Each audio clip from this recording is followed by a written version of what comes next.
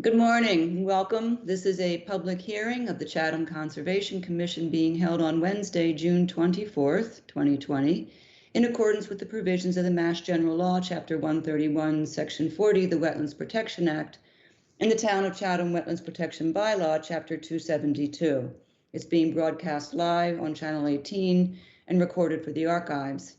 Today's hearing is being conducted via remote video conference pursuant to Governor Baker's emergency orders prohibiting the gathering of large groups of people.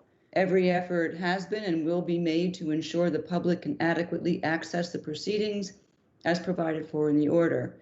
And the agenda and copies of all the documents for review today are posted on the town website.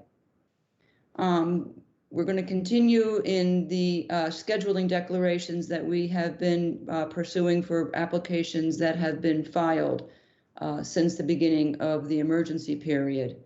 So I am hereby exercising the authority conferred on me as the chair of the Conservation Commission by Section 17B5 of the Act of 2020 to declare that the following applications are being scheduled for a hearing on August 26th, 2020. That is 51 Bog Way, 26 Harding Beach Road. You could do, well, if there's a dial-in number, you could do the audio through 294 Bayview Road. They are tentatively scheduled for August 26th, and these dates are sent out to everyone on the Conservation Division email list and posted on the town's website. We are hoping to be able to advance some of these dates over the next few weeks as we move forward and receive some additional resources to make it possible for us to adjust our scheduled hearing dates and move applications through quicker. Stay tuned as we move through that process, and we will give adequate notice to everybody if and when we change these hearing dates. A reminder that persons watching on Channel 18 who would like to participate in this meeting while it's in progress may do so by calling the phone number that's displayed on the screen. To all participants who are online this morning or have called in, I believe Callie has already automatically muted everybody. If not, please mute. If you're on the phone, you mute your phone by hitting *6. And you would hit *6 again to unmute if and when it becomes time for you to speak. Just as a matter of procedures this morning, as we go through each matter, the presenters will do a brief presentation of the application.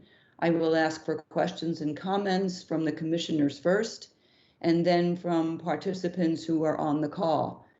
Please indicate your wish to speak by unmuting and stating that you wish to make a comment or ask a question.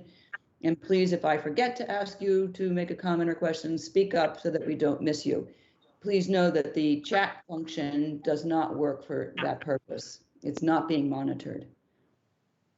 All commission votes will be by roll call today so that we have a record of the quorum of the commission attending this morning. I'm now going to ask each commission member to indicate their presence on the call by stating their name and that they are present. Commissioner Holt. Commissioner Holt, present. Commissioner Kitts.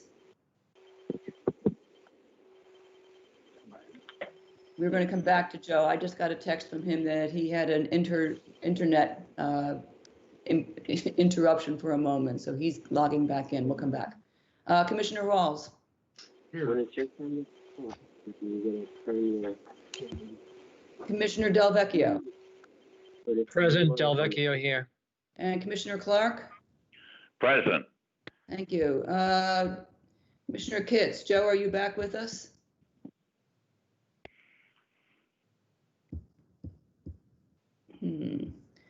He will join in due course. I will note that we have a quorum, despite the problems that Joe is having getting his internet connection going. So with that, I will note the hearing is open at 9:07 a.m.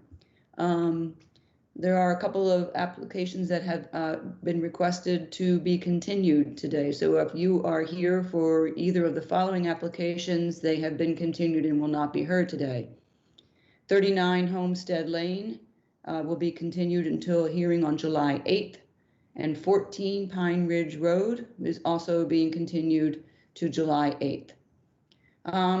Before we get into today's proceedings, there's an announcement I'd like to make. Dee Dee Holt, the current vice chair of the commission, has sadly announced her intention to retire from the commission effective at the end of this fiscal year, June 30th. Despite all of our efforts to persuade her or even force her to remain, haven't worked. We don't begrudge her arrest after her many years of service to the commission, first as a member, then as chair, and most recently to my incredible good fortune as vice chair.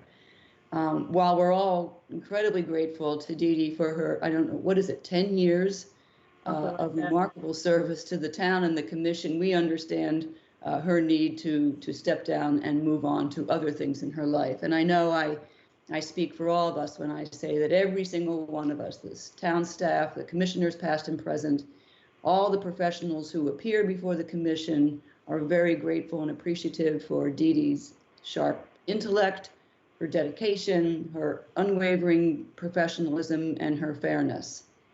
For myself, I am beyond grateful for the advice and the support she has given to me and her friendship. I will miss terribly her good counsel and good humor more than I can say. So we will miss her and we wish her well. Thank you, Dee Dee. Oh, thank you. I will miss you all, and you may hear from me more than you want. So carry on. Okay. Anybody else have anything to say at this point? For if I may. Yes. Hello, Thad. On behalf of the representatives who are often before the commission, we just want to express that we appreciate all that you have done. You've always been a consistent commissioner, expressing some very valid environmental concerns pertinent to the projects before you. You've always been a great advocate of the trees. And while I really lack the standing to present you with a more formal award, I think that I can bestow upon you the Lorax Award. That'll be in the mail to you. I want to thank you for your time and energy volunteering to help protect our corner of the world, and you will be missed. Thank you, Thad. Thank you, Thad. I love that, the Lorax Award. So wonderful. So just note now that Joe Kitts is back with us online. Madam Chair, Yes. Bill Riley. I Yes, want to Bill. second that emotion from Thad. Thank you. Here. Okay. Yeah, Bob Rawls. I just wanted to say, Dee Dee, that it's been a pleasure overlapping with you the last year and a half, and let it be known that from here, as long as I'm on the commission, I will always ask myself, WWDDD on every application that comes through. So your presence will continue. Thank you, Bob. Yes, and thank you all for those very kind words. As I said, I will miss you all. Not necessarily all the work. A break is much needed. There's a piece of furniture I've been trying to refinish for about 4 years now, and I hope to finally get it done. So I might have some time. Thank you. This is Bob Delvecchio. I'd like to say a couple of things here. Dee Dee, you've always done your homework and have been a real stickler. You keep people honest. Chatham's natural world is much better off because of your diligence and hard work over the last decade. Congratulations on your much-deserved break and good luck with your next chapter in life. You will be missed, Dee Dee. Thank you. Thank you. I'll be around. We're counting on that. Some of us Good enough. more than others. Okay. Okay, are we ready for the I first? think we are ready to move into the agenda. Okay. New notices of intent. 144 Chat Harbor Lane, Michael and Lori McKenna are the applicant. Algene Nominee Trust, Eugene Farber and Harvey Ross trustees are the owner. SE 10-3415, proposed raising existing structure, restoration of coastal bank, property redevelopment at, it should read 144 Chat Harbor Road, Assessors Map 5B, Parcel 10. Okay. Thank you, Kylie. So we have a couple of issues with the way that this project was noticed to abutters and advertised for interested residents of the town. That's going to require us to continue this until it can be re-advertised and appropriate notices can be sent to the abutters of. And I think one of the issues is that, as you saw there, it says 125 in the notice. It should have said 130. And as we looked at the assessor's map notices, it appears that the abutters to 130 Chat Harbor Road were not properly notified. So we're going to take the next couple of weeks and fix those problems to make sure that all abutters have the right notice and that there are no legal impediments to us moving forward and opening this hearing. Okay. Okay, so should we go on to the next one or? Well, I think, do we need to do we're not even opening it, so it's not a continuance. Well, yeah, we'll re-advertise, and I already spoke to the representatives and attorneys related to the project about the possibility of re-advertising this for the 4th hearing in July. So that would be July 22nd, I believe. Yeah, that's the right date. So anybody who has logged in this morning to hear the opening of this hearing, it will be rescheduled for July 22nd. Apologies for any inconvenience caused to anybody by having to go through this process, but particularly given the level of interest in this application and this project, we want to make sure that all procedures are strictly followed. So there'll be new notices sent out. So July 22nd. Okay, Callie, we can move on then. Okay, 104 Cranberry Lane, Elizabeth Ann Donnelly, SE 103414. Proposed construction and installation of hardscape off the west side of the dwelling, including stone retaining wall, built-in grill area, 4-foot walkway, stone steppers in back, stone retaining wall in the front, installation of generator off driveway at 104 Cranberry Lane, Assessor's Map 15G, Parcel W6.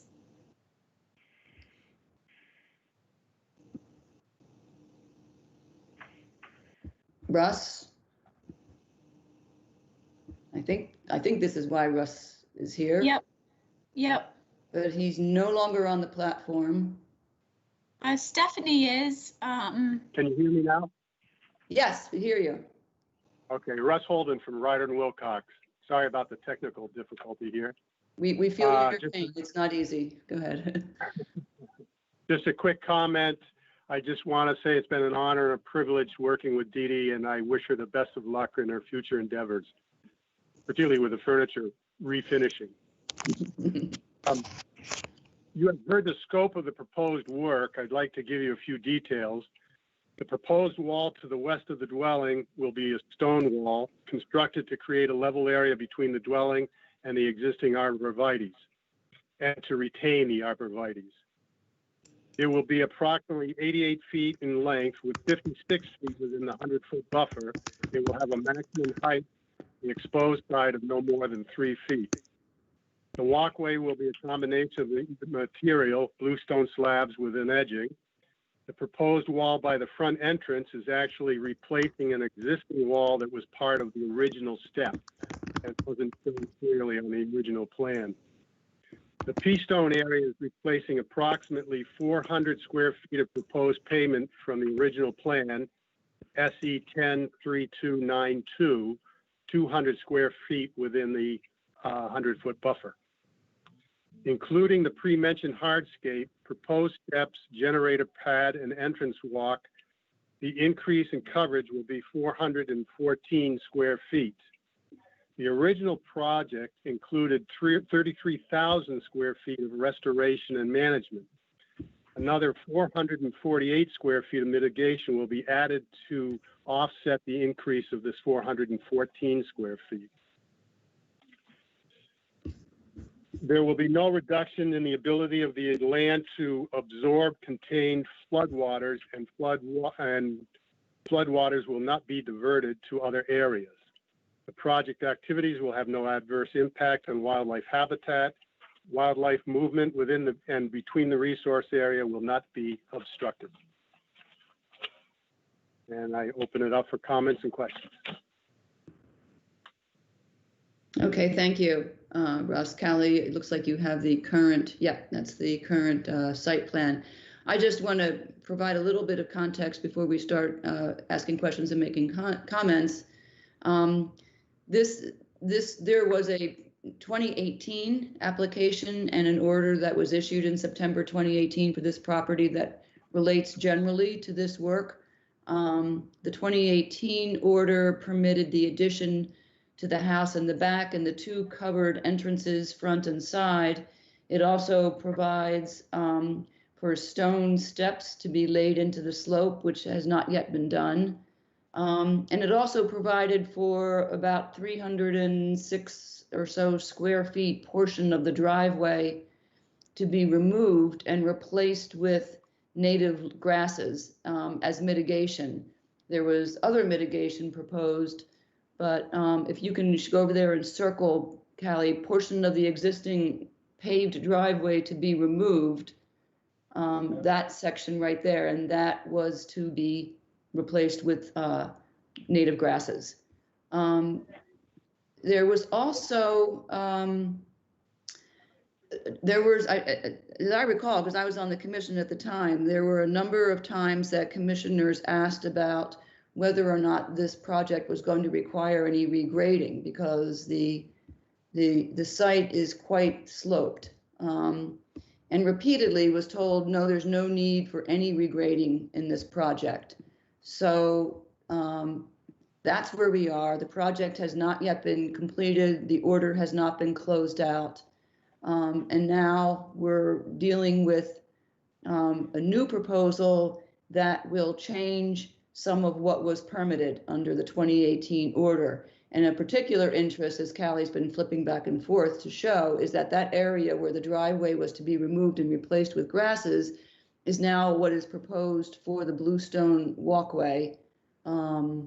So it's hard, as an opening matter, it's hard to try to figure out how these two open orders are going to relate to each other when there's this basic inconsistency between them.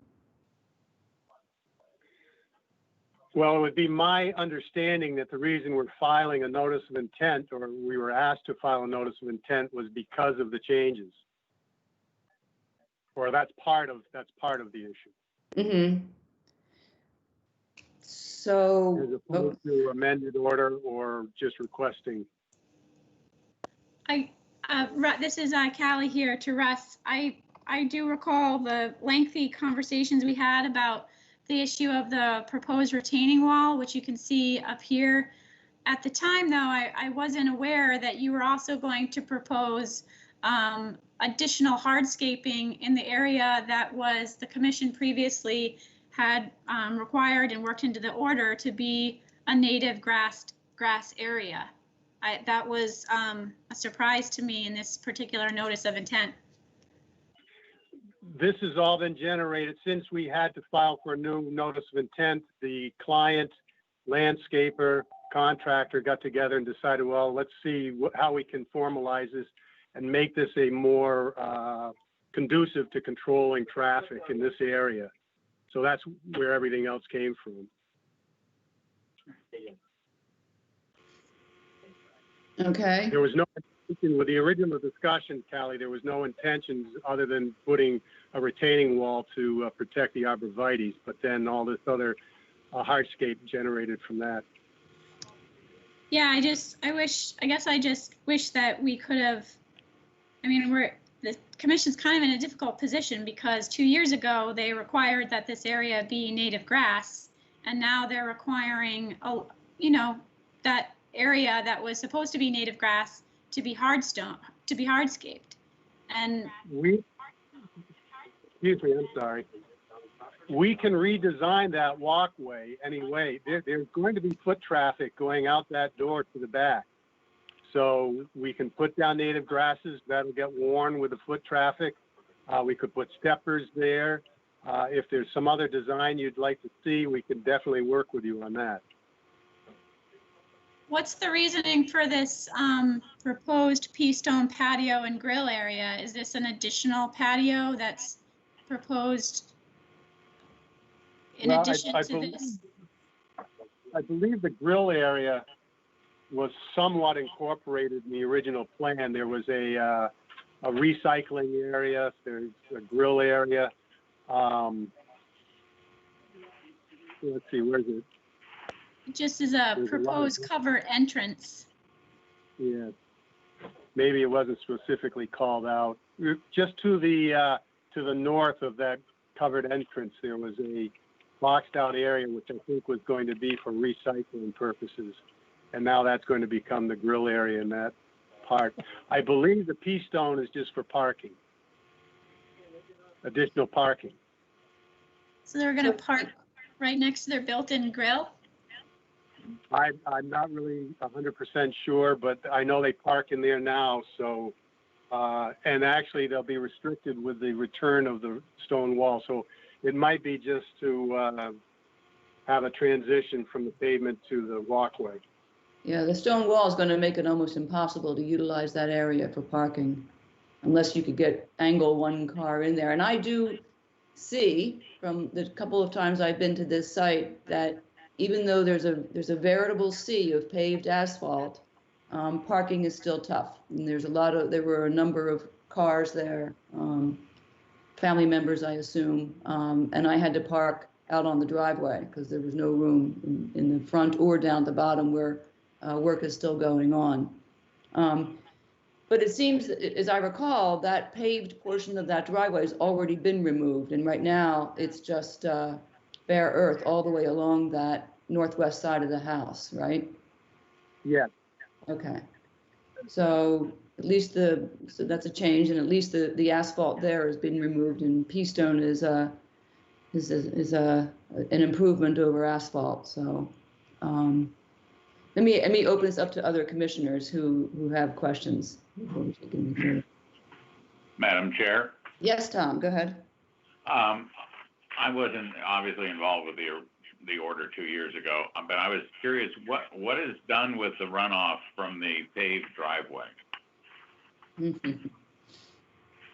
There's an existing catch basin down low that has been reworked and it's collecting the runoff. And is that like a dry well, or does it route the water to some other place? I believe it's a leaching basin. I'm not 100% sure, but I don't believe it is. From there was conversation at the last 2 years ago about we added a condition to the order of conditions to require that basin be cleaned out annually, and that right. Evidence be provided to the commission annually that it's continuing to function because you've got all of that asphalt right at the edge of the inland bank.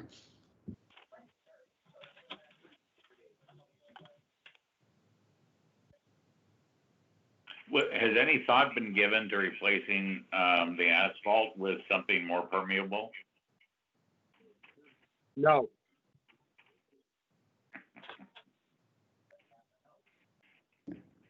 That's all the questions I had, Madam Chair. Okay, thanks, Tom. Dee Dee?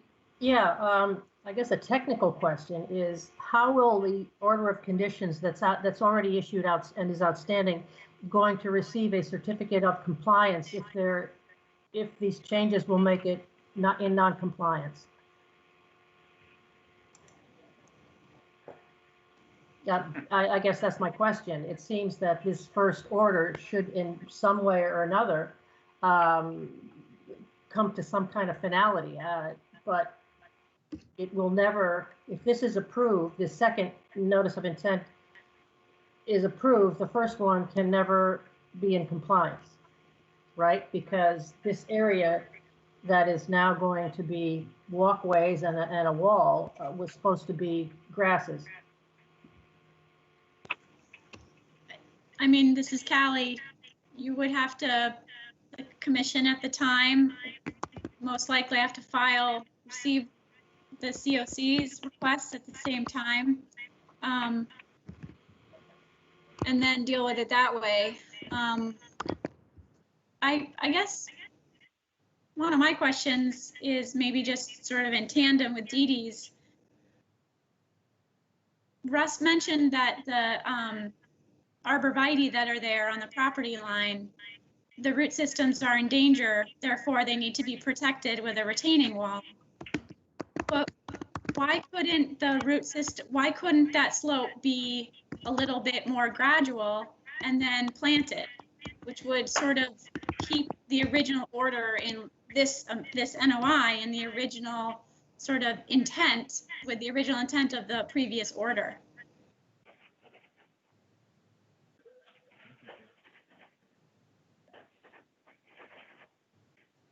That can be done. Again, I believe the wall was figured to be designed to be something a little more significant than just grading it and protect it a lot better. The intentions, the height of the wall is such that it's going to be graded down from where the arborvitae stand now anyway. So there'll be at least a 6-inch drop from the high point down to the top of the wall, well, below the top of the wall. It's just a more permanent, I shouldn't say permanent, but a more protective structure. So Russ, that area then was graded and flattened and well, if you look at the original plan, and again, it wasn't overly clear, it was always intended to have a 2-foot cut there. And I think we were going to deal with it with grading, but since then the owners have decided it would be nicer to have a wall there.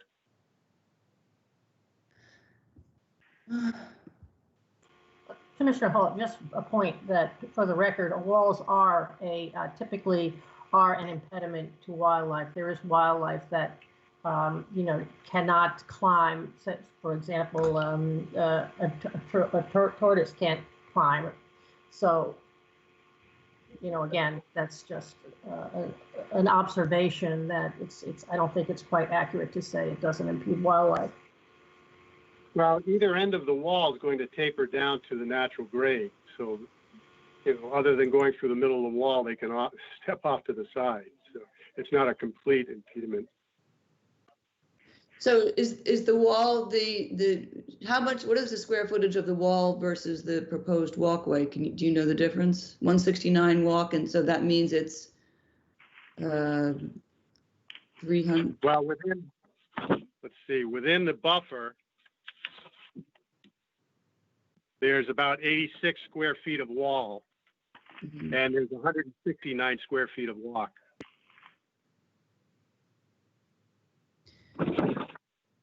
I'm interested, Russ, in your expression of willingness to modify this, to go back to the original order of conditions, to plant some native grasses in that area between the new outside entrance and the back of the house. And I wonder if maybe the commission would be open to allowing some stepping stones to be installed there to create, so that the grass is not walked on, to create the access that your clients are looking for as a way to move this forward. And I have a comment. Excuse me. Bob, go ahead. Okay. Yeah, I think that would be a good, excuse me, I think that would be a good compromise. Just allow the bluestone to be placed the center of the native grasses.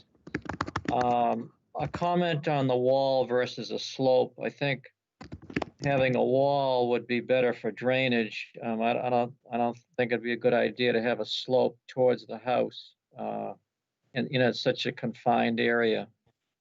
So I think having a wall would be better for drainage away from the house. That's my comment. Thank you. Okay, thank you. Callie, can I share I have that photograph I'd like to show that while we're talking about this. Sure, I'm just a little bit concerned. My video is getting a little bit overloaded. Janet Dugan, is it possible for you to turn your video off? You're muted. Okay, and Sean Riley, is it possible for you to also turn your video off?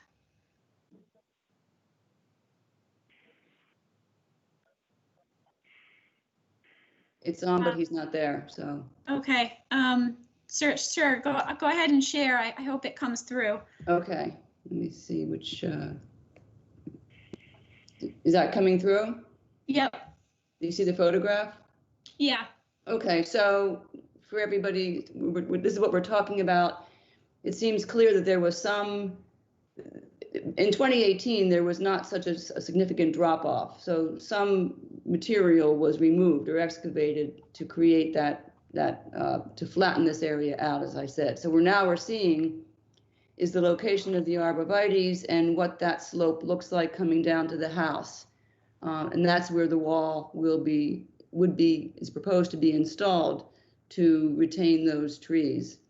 And I wonder, Bob, if you're not right, that if it was planted, would there be a need to install dry wells or some sort of runoff collection system to prevent the runoff from getting over to the house and into the foundation?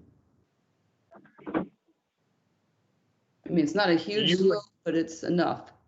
All right, go ahead. No, but presently the toe of the slope, a few feet or maybe about a foot into the toe of the slope is where the bottom of the wall would be. So if you were to slope that, you would have to pull that out probably a good 2 or 3 feet more to give you the gradual slope, maybe even more than that, to give you the slope that you need. So then you're encroaching the distance towards the house. And then, as you say, there would be runoff from that you'd have to deal with. So with relation to this photograph, the location of the wall would be roughly at the bottom where those smaller shrubs are located. Close to it, you can see there's a stake in front of the pile of bluestone. Yeah. That's about where the bottom of the wall would be.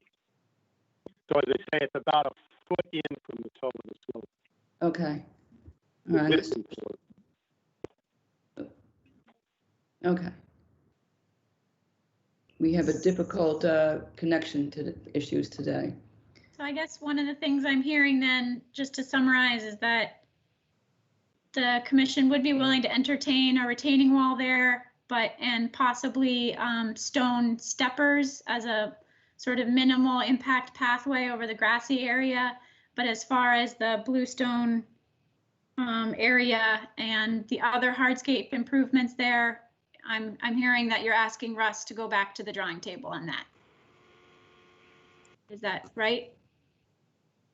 I'm sorry, I was writing that down, so I'm disconnecting here. So yes, I'm hearing also that the retaining wall is probably ultimately preferable in terms of stormwater management. The planting of the grasses as provided in the 2018 order should go forward. We'd be okay with installation of stepping stones to provide access. And the pea stone strikes me as an improvement over the asphalt. I'd be happy to hear other views about that. Is that it? Well, What else is there there? was no asphalt there before. I mean, There they was took that. 2018. They took it out, even though the 2018 plan showed for that portion of the asphalt to remain. It's no longer there. And I guess they took it out in preparation for installing the pea stone. Or they took it out when they took the other part out. Yeah. Excuse me. Originally, the asphalt went all the way to the back of the house. And then there was a section on the original plan that showed that being removed. And there still was going to be approximately 400 square feet of asphalt going along the side of the house, 200 square feet of which would be within the buffer. And that's all now becoming pea stone. Right.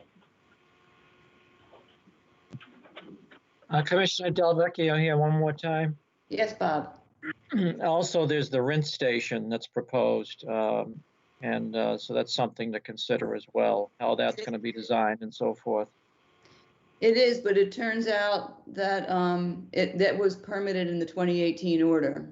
That's another piece of that Okay. order that has not been done. Even I see. though it does not show up on the 2018 plan of record. I went back and pulled the order, and the order specifically allows for the rinse station to be installed. It's unfortunate that it seems to be an oversight on everybody's part that it was not added to the plan. But I'm presuming that where it's shown on the plan now is what was intended in 2018. Okay, thanks. Yeah. Bob Rawls. Yes, Bob. To the issue that Didi raised, how do we handle this procedurally? Would it have worked out better as an amendment rather than a brand new NOI, since the old one was still in flight? And it's just still very confusing to me what is new in this proposal versus what was So it's my unfinished in the old one. So it's my opinion, I guess, as the agent, that this was not supposed to be an amendment to the order, because it was my opinion that these grade changes were not accurately discussed, and that they were just done on site without prior approval. And so an amendment to the order basically is almost dealing with a possible violation of the order through an amendment process. So I spoke with, at the time, this was several months ago, and we all agreed, including the builder, that this was a issue that, with the grading, that shouldn't have happened according to what happened during the hearing process and in the order. And so it's coming to you guys today as a notice of intent. I agree about that this is it's confusing, and we should never be in a position having two open orders on a single project. It's just ripe with a opportunity for confusion, which is partly why, and one of the reasons why I think we need to continue to insist that the grasses be planted where they were required in the 2018 order. I don't see any way that project could ever receive a certificate of compliance. The grasses were designed as mitigation, so just arbitrarily removing them and replacing them with hardscape would prevent any commission from ever issuing a certificate of compliance. The installation of stepping stones, query whether that would also negate a certificate of compliance, but if we permit it here, I think the way it should probably go forward is that both projects would apply for a certificate of compliance at the same time. And then the commission would be able to look at it in a more holistic fashion and see that all the elements of the two parts combined into a single whole are satisfied. I'm hoping that's how it will work out. This is Commissioner Holt. Is that something that can be incorporated into a permit for this current project? That a certificate of compliance cannot be issued on this project until the prior one receives a certificate of compliance, which it can't get until the two of them go forward together. I mean, somehow. Yeah. Yeah. This order will have to cross-reference the other one, and we can build in a requirement that both orders be presented for certificates of compliance simultaneously and not piecemealed. Okay. I got one final comment, Janet. Yes, Bob. I noticed with the arborvitae, I noticed some poison ivy as well as woodbine creeping up those. So that has to be removed as well, just as a side note before it gets invaded. We can build that into the order. I'm not entirely sure, though, that the arborvitae are on this subject property. We can't ask, as part of this order, we can't ask anyone to do anything that's not on the property. So we just have to double check those property lines before we include that. Okay. May I just make a comment that I'm sure that will be cleaned up, taken care of, but as of now, everybody's afraid to do any work at all, so that's why it's been allowed to grow. Okay. Commissioner Holt, one more thing. Yes. So in terms of square footage of additional hardscape, that calculation will need to be redone, not for the wall, if that's approved, but for the stepping stones as opposed to what was proposed, and then the additional mitigation also determined. The mitigation will stand at the 448 because I think anything we offer will be less coverage increase than we're showing now. So we'll just leave the mitigation at the 448. So we don't have to get involved in doing that. Well, that would be allowing mitigation provided under one order to be used for mitigation, to mitigate something in a separate order of conditions or a separate NOI. No, the 448 is new mitigation. Oh, it is? Okay, Yeah, sorry. that's I misunderstood. yeah. Okay, thank That's you. on top of the 33,000 Okay, square That's foot that's already been presented. okay, great, I misunderstood. Okay, Russ, do you think that, I'm going to ask Callie for one last run through, and then ask you how quickly you think you can make those changes. And I'm asking it that way in particular because I would like to schedule this to go to the work session on July 1st to issue the order. But we'd have to be able to get these revisions done kind of by the end of this week. I guess, and I apologize, I guess I'm still a bit confused because I think that I'm just pulling it up here. That's why I'm delaying my response a little bit so that everyone can see. So as far as I hear from this hearing, the commission is allowing this NOI to include this proposed stone retaining wall that tapers off at both ends, is allowing the proposed pea stone patio, is allowing the built-in grill, and the only change that I hear that you guys talking about is instead of this 4-foot wide walkway, that instead it would be a walking sort of individual stones at, you know, a couple feet apart so that it creates almost a little walking path, kind of like this. You guys haven't really talked about this area here. So I guess I just need a little bit more direction as far, and probably Russ does as well, for what you guys are wanting to see changed. Okay. So I'm gonna start saying things, and everybody please jump in and correct me if I misspeak on behalf of the commission. But starting from the front, the pea stone is okay because it is replacing asphalt that they took out without on their own voluntarily. The proposed walkway would be removed from the plan.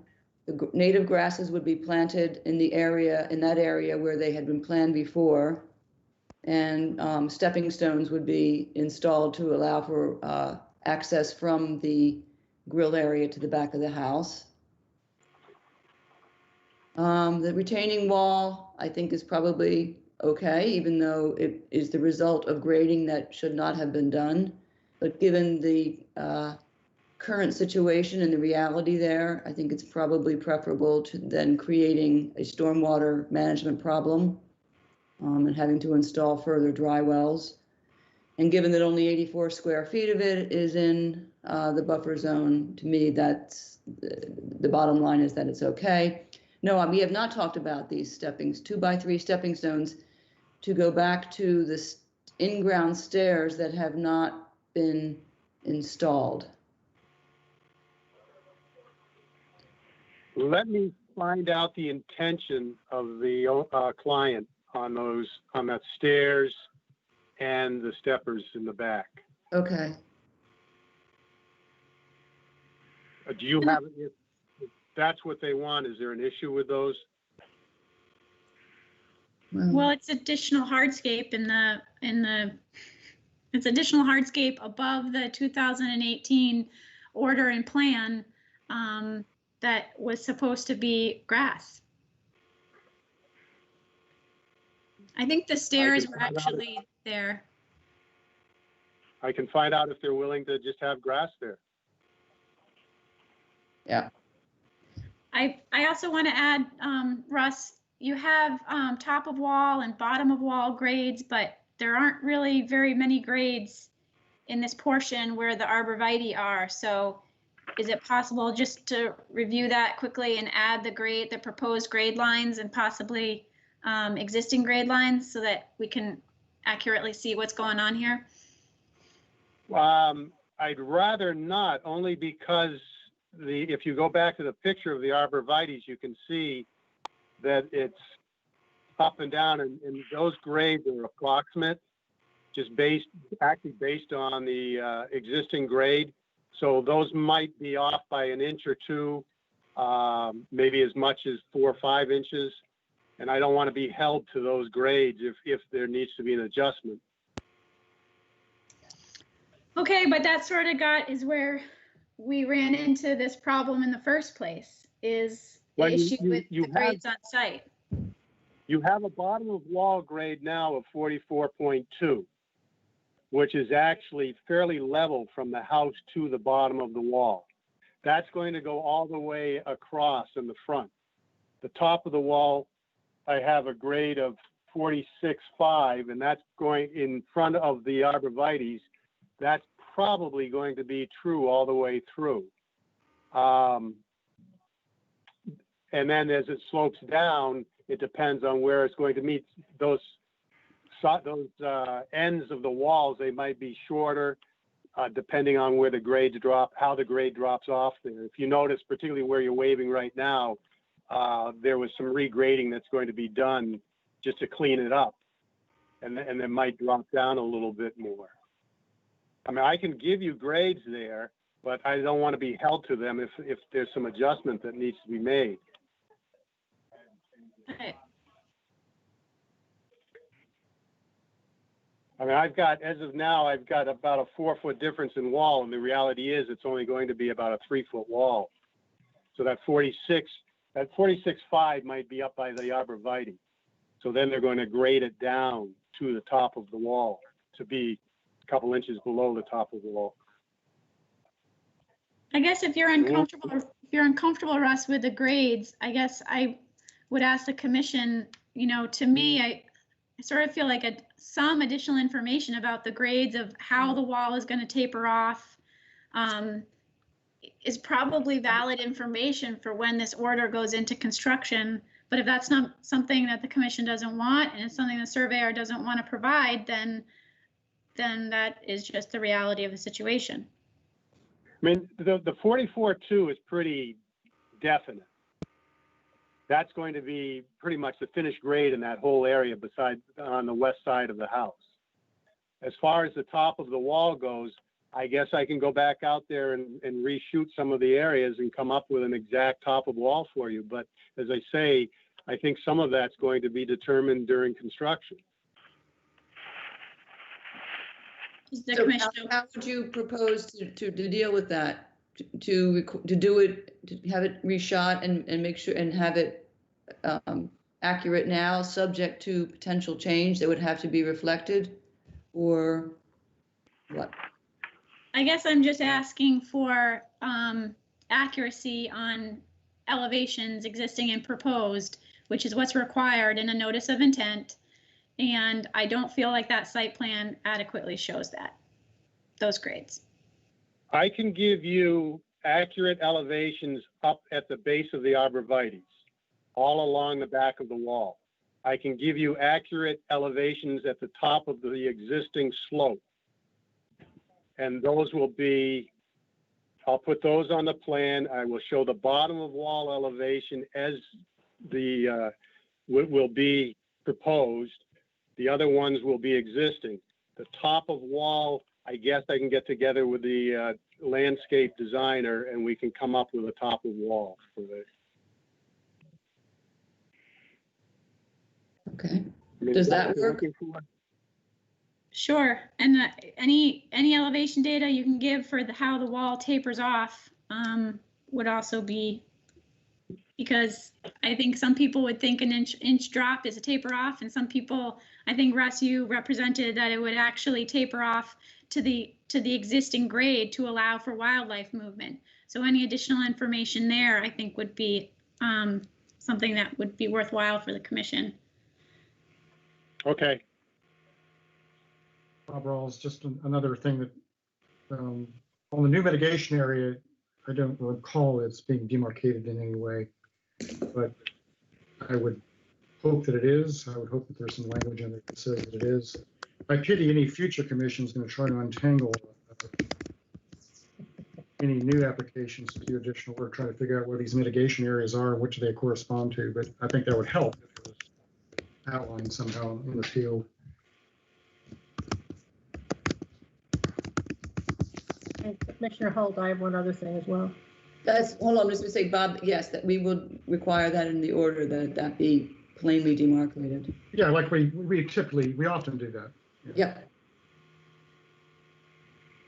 Regarding the stepping stones that go to the stairs, I would suggest forgetting about those. It's not like a heavily trafficked path as the one coming out along the side of the dwelling is. So I would suggest that they just traverse the lawn area, because it won't be that heavily trafficked, I doubt. I agree.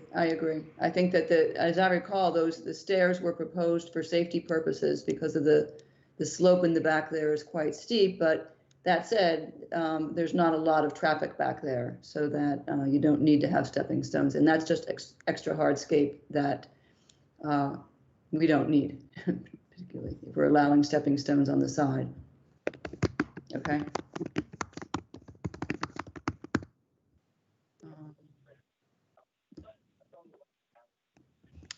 Okay, so I think Russ probably has his sort of action items. I think you guys came to an agreement on what he needs to sort of go away and come back with, and is that all we've got for this one? May I review this with Janet quickly? Yes. All right. So we're going to create a grass area and put stepping stones where it shows the proposed 4-foot walkway. Yep. P-stone is okay. Yep. Wall is okay. You want as many spot grades as I can give you along the wall and by the arborvitaes. And then at some point, we'll do a delineation of the mitigation area, and then remove the stones to the in-ground steps. That's what I have. You want this by July 1st? Well, when would you like it? Well, I mean, it's really, the timing is up to you. I will be happy to do it by July 1st. How soon would they need it, Callie? Well, that's the thing. Our meeting is July 1st, so we would need this by, Monday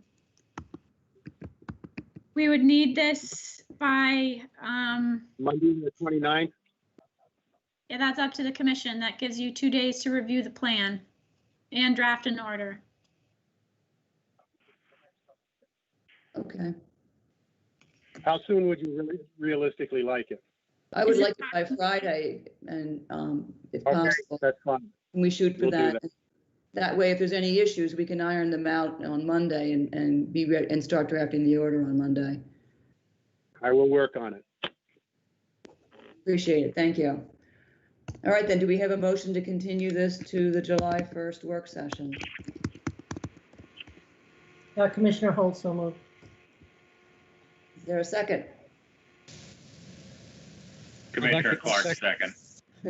2 seconds. Roll call vote to continue this to July 1st. Ms. Holt? Aye. Mr. Pitts? Aye. Mr. Rawls? Bob? I think he's frozen. Yeah, okay, we'll come back. He appears to be frozen. Mr. Delvecchio? Delvecchio, yes. Mr. Clark? Aye.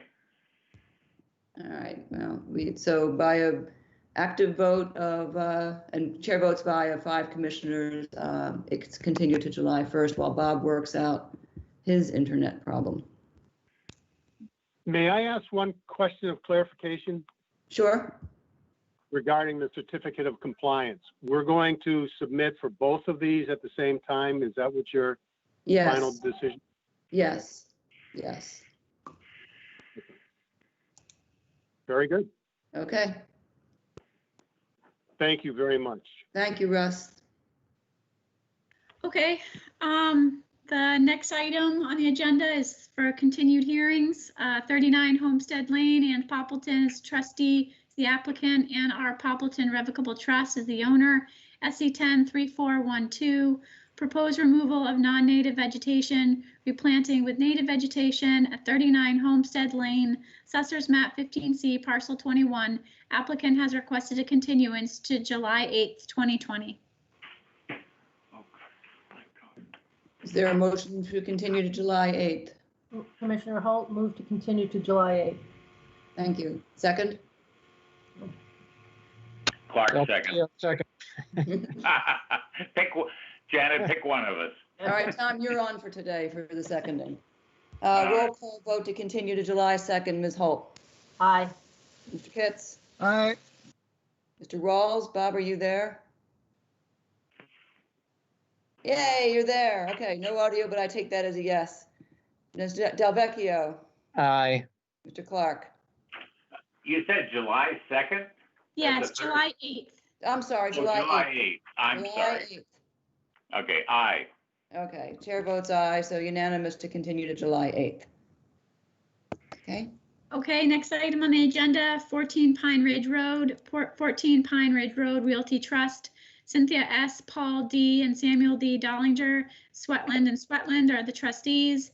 SE 103413, proposed construction of an addition on a crawl space foundation, proposed deck expansion at 14 Pine Ridge Road, Assessor's Map 8C, Parcel 24. Applicant requested a continuance to July 8th, 2020. okay, is there a motion to continue to July 8th? Commissioner Holt, so moved. Tom? Clark, second. Thank you. Roll call vote to continue to July 8th. Ms. Holt? Aye. Mr. Kitts? Aye. Mr. Rawls? Aye. Mr. Delvecchio? Aye. Mr. Clark? Aye. Chair votes aye. Unanimous vote to continue to July 8th. Okay, 34 Hallway Street, 34 Chatham Village Trust, dated June 5th, 2015, and any amendments thereto is the owner. Valerie G. Cottrell and Harold Gould are the trustees, are the applicants. SE 103404, proposed raise and replace single-family dwelling and associated site improvements at 34 Hallway Street, Assessor's Map 17C, Parcel 16A. I believe Sean Riley was on the call, as well as Katrine Higgins from Wilkinson Ecological Design. I don't see Sean is here, but he's muted. Katrina, are you with us? Yes, I am. Can you hear me? Yep, Katrine, do you want to wait for Sean? Yes, please. I think he's here. He should be here. He's shown us here. We may ask you, Katrine, to turn off your video if our Okay. video streams get bogged down. Okay. You can leave it on for the moment and see how it goes. If it gets wobbly, Sure. we'll ask you to turn it off.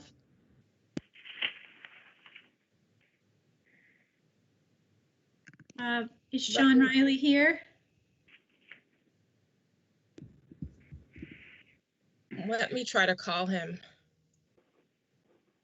Oh, he's asking if you could unmute his phone. Tell I him to hit can't, star 6. but he can press *6.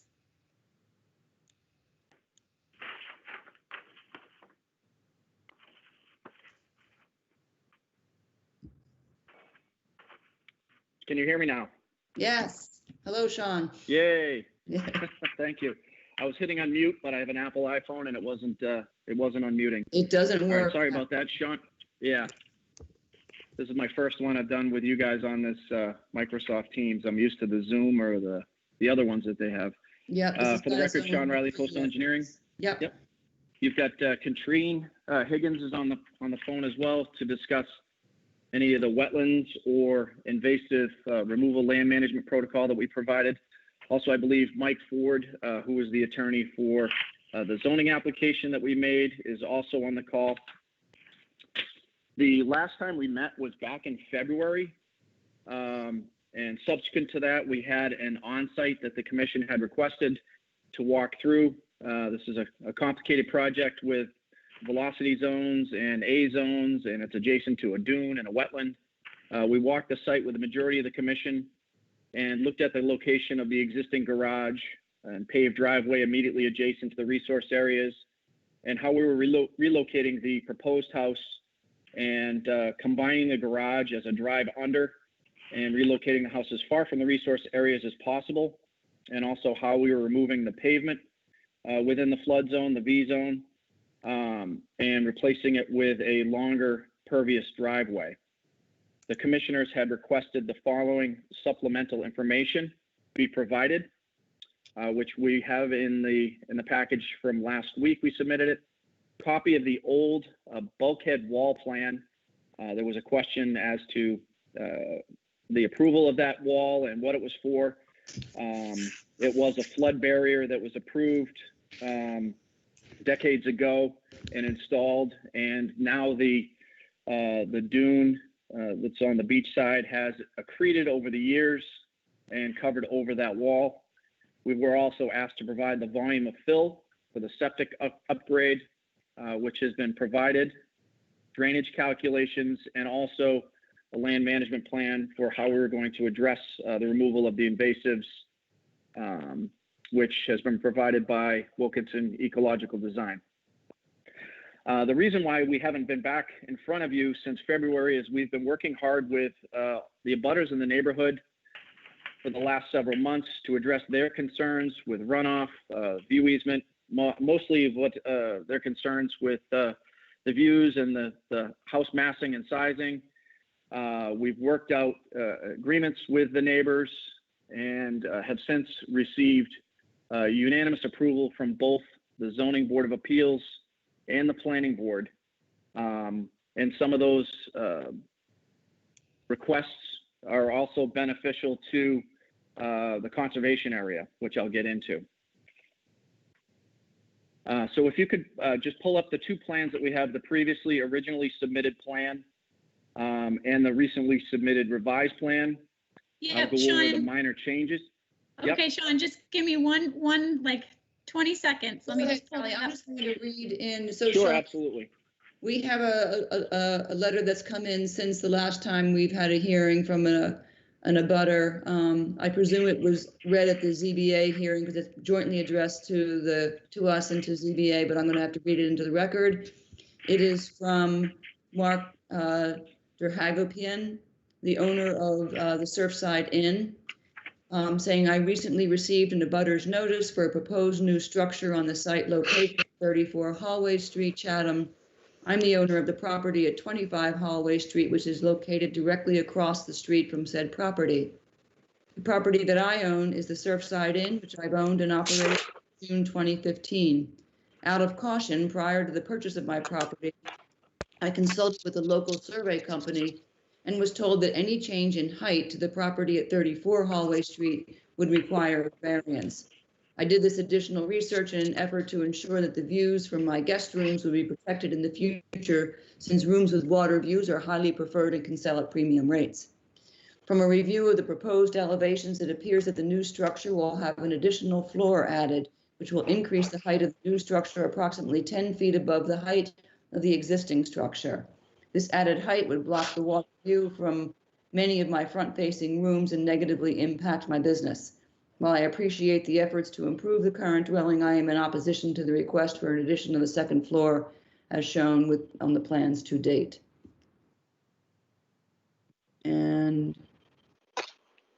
Okay, I have the plans ready whenever Sean is ready.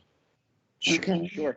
And was there any, sorry, anything from Wayland to the east? I'm about to, let me read this one because it's very short. This was received on April 7th on behalf of Jim Whalen, who was written by David Little of Ryder and Wilcox. On behalf of Jim Whalen, owner of 50 Hallway Street, the direct abutter to the subject property, I would like to share a concern he has about the project next door with respect to drainage characteristics once developed. We would like to request that a condition be included in the order of conditions if approved, quote, that all stormwater generated on 34 Hallway Street will be contained on 34 Hallway Street, and that the drainage characteristics of the street will not be altered. And that's the end of that one. Okay. All right. So Bill Riley, I believe, is on the call, representing the neighbors and the Surfside, as well as Mr. Whalen. Okay. So I'll just let him address all of those comments at the end. I'll just walk you through the revisions to the plan that we've made since the last, the original plan. So right now, Sean, I have your old plan up, and then I also have your new plan up, so I can scroll between the two. Great. Okay, so if we start with the older plan, the driveway, there was concerns about runoff going onto the property to the east. So the driveway was actually shifted. If you'll note that the driveway is in close proximity to the dune.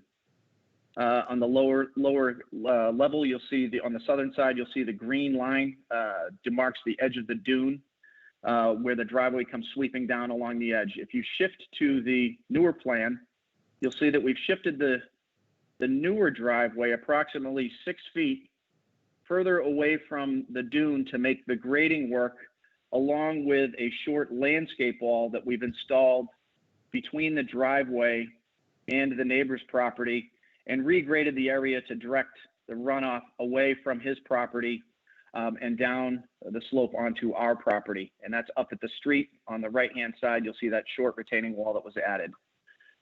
So also in conjunction with shifting the driveway further from the dune, we've added more mitigation and pushed the mitigation adjacent to that path that leads through the dune all the way up to the driveway. So we've picked up approximately 100 square feet of additional plantings and removal of lawn right up against where the driveway is in that area where you're showing your hand there.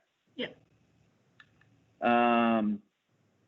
We've also added up to the west of the house where the mechanical units are located.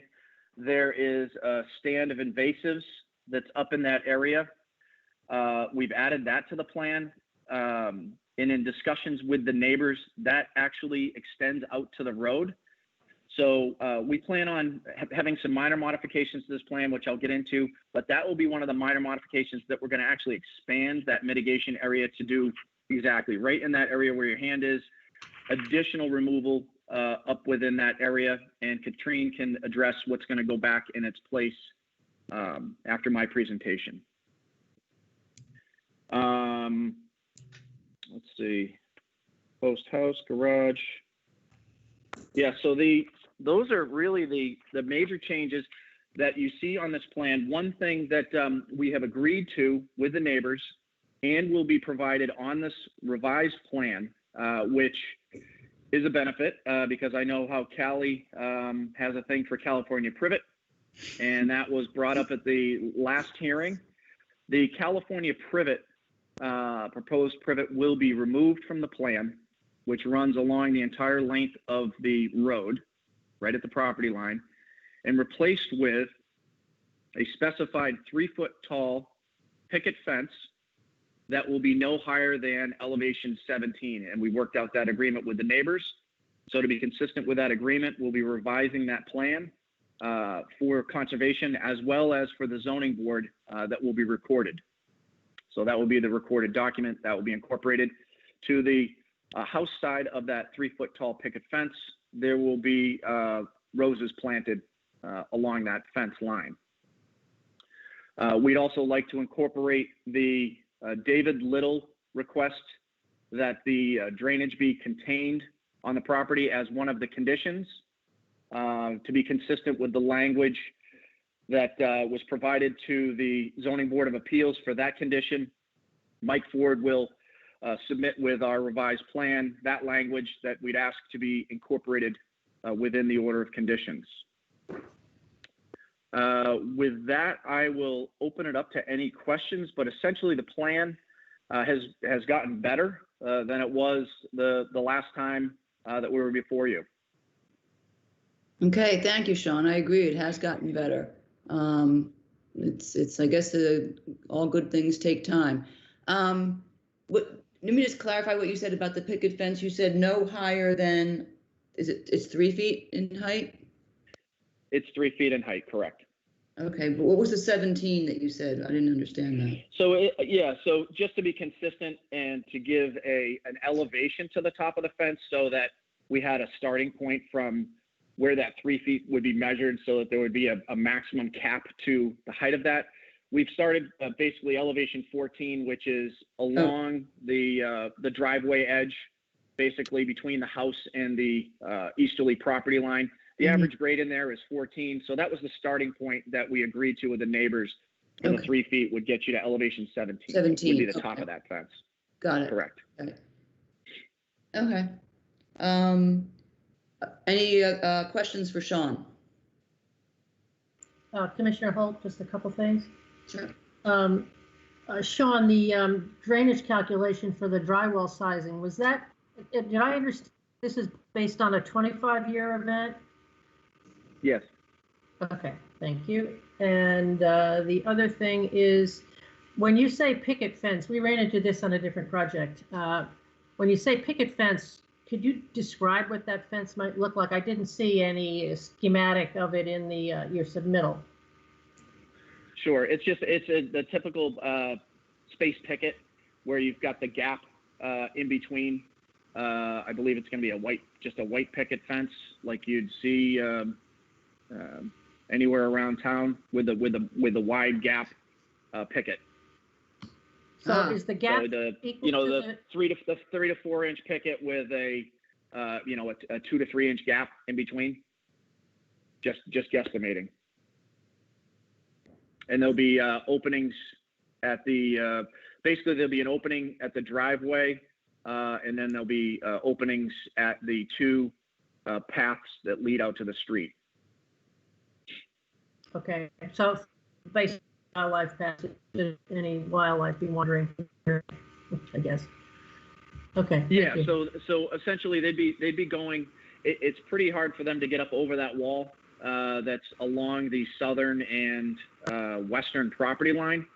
So if they were coming up over the dune, essentially they'd either run into the house or they'd run into that wall before they'd run into that fence, and they would be directed up that driveway. So that's wide open along the driveway side.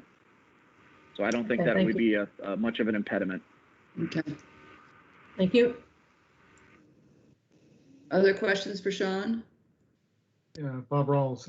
Sean, I missed what your kudos on getting rid of the privet, but what was replacing the privet on the fence? Roses. Virginia Rose. rose. Virginia rose. Virginia rose. Yes. Sorry. Okay, and that's. I'm sorry, I didn't catch that on the plan. Is that a native variety of some kind? Yes, that's native. Okay. And we're also proposing that in the 750 square feet area just nearby that Sean was describing, along with black chokeberry and sweet fern. Right. So we'll have those revisions on the plan. Assuming that there aren't any major concerns with this plan, we'd have that immediately over to you for your final review before you approved any of the order conditions that you wrote. So I assume but essentially that up where the hand is shown. I assume nobody would object to prohibition of fertilizers and pesticides for all of that, including the roses. Right, it'd be consistent with your typical conditions that you would put into the order as far as limitations on fertilizer. They wouldn't be. And pesticides. Yeah. They'd be anticipated. Janet, I have a question for Sean. Yes, Bob, go ahead. On the pea stone gravel driveway, is that I mean, the slope is pretty pretty steep in one section towards the road. You don't think that's going to migrate down to the bottom, that mix? No, it's flatter than 10%. It's about 8%, and right up we've got an apron coming off of the road that would be a transition down. If we tried to do the P-stone in the current location of the driveway, I would anticipate an issue, but we found that this slope works with that type of material. We'd also have we'd have an edging that would be down flush with grade that would contain that gravel. Okay, thank you. Other questions for Sean before we move on to Katrine? I just have one question, Janet. This is Callie. I guess thanks, Sean, for jokingly talking about my hatred for privet. The picket fence that you were proposing, usually the commission asks for there to be some sort of gap between the ground and the start of the bottom of the picket fence sections. Is that something that you were already anticipating to be in the order of conditions? Where this is such a short fence, it's only a 3-foot high fence, and we have gaps at the front entry of the house. We've got a gap at the walkway that is to the east of that, and we've got a gap at the driveway entrance. And if you look at the bigger picture of where they would be going, they would be stopped at the house or those walls in that area, so they really wouldn't be conducive to them going into the front yard and looking for ways to get to the resource area from that location anyway, because of the house and the walls that are in that location that would prevent their migration through that area. Also, the immediately to the west of this property is a very large wetland resource area that we would anticipate any migration would occur through that area rather than through a human use area of a house. Any of the fox would cut into that resource area rather than going into the front yard of this house, or they would skirt around to the back dune or down the driveway. Okay. So really, it isn't conducive to let them enter into the front yard. It's better to have them directed around so that they don't get, stuck between the house and the road. Okay, I understand your point now. I didn't catch it before, but I understand your point of view now. Thanks. Yep. All right, so we ready to hear from Katrine then? Sure, I'll just give a quick synopsis. I think Sean explained our work well. We're focused on 1,100 square feet of the property for mitigation. There's that one area of knotweed right there. Yep, 350 square feet of knotweed, which we'd propose to remove and replant that with beach grass, which would be consistent with the surrounding area there. And then the main part is that 750 square feet of mitigation area. In addition to that, that is also where you're pointing now. That is additional, which our protocol didn't really focus on that because that had already been proposed, I believe. But so that area that's shaded is also going to be planted with beach grass. And then the 750 square feet of area along the western property line is where we're proposing to plant the native rose, sweet fern, and black chokeberry. And currently that's a very dense stand of mixed invasives. There's a lot of bittersweet, porcelainberry, multiflora rose, shrub honeysuckle, and poplar, to name a few. And so we would remove that as described in our protocol and then replant with those species that I mentioned. And we describe that in our protocol to some detail. So I'd be happy to answer any questions. Okay, thank you, Katrine. Questions?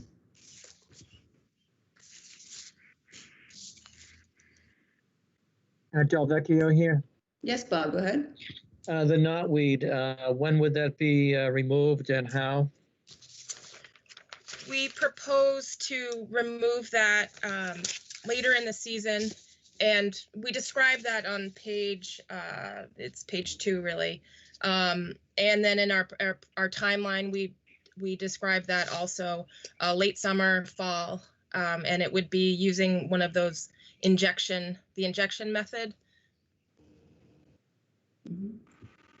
So we would cut the stems and then use that JK injection gun, essentially, that would directly treat the knotweed, as we've done in other projects, and it works very effectively.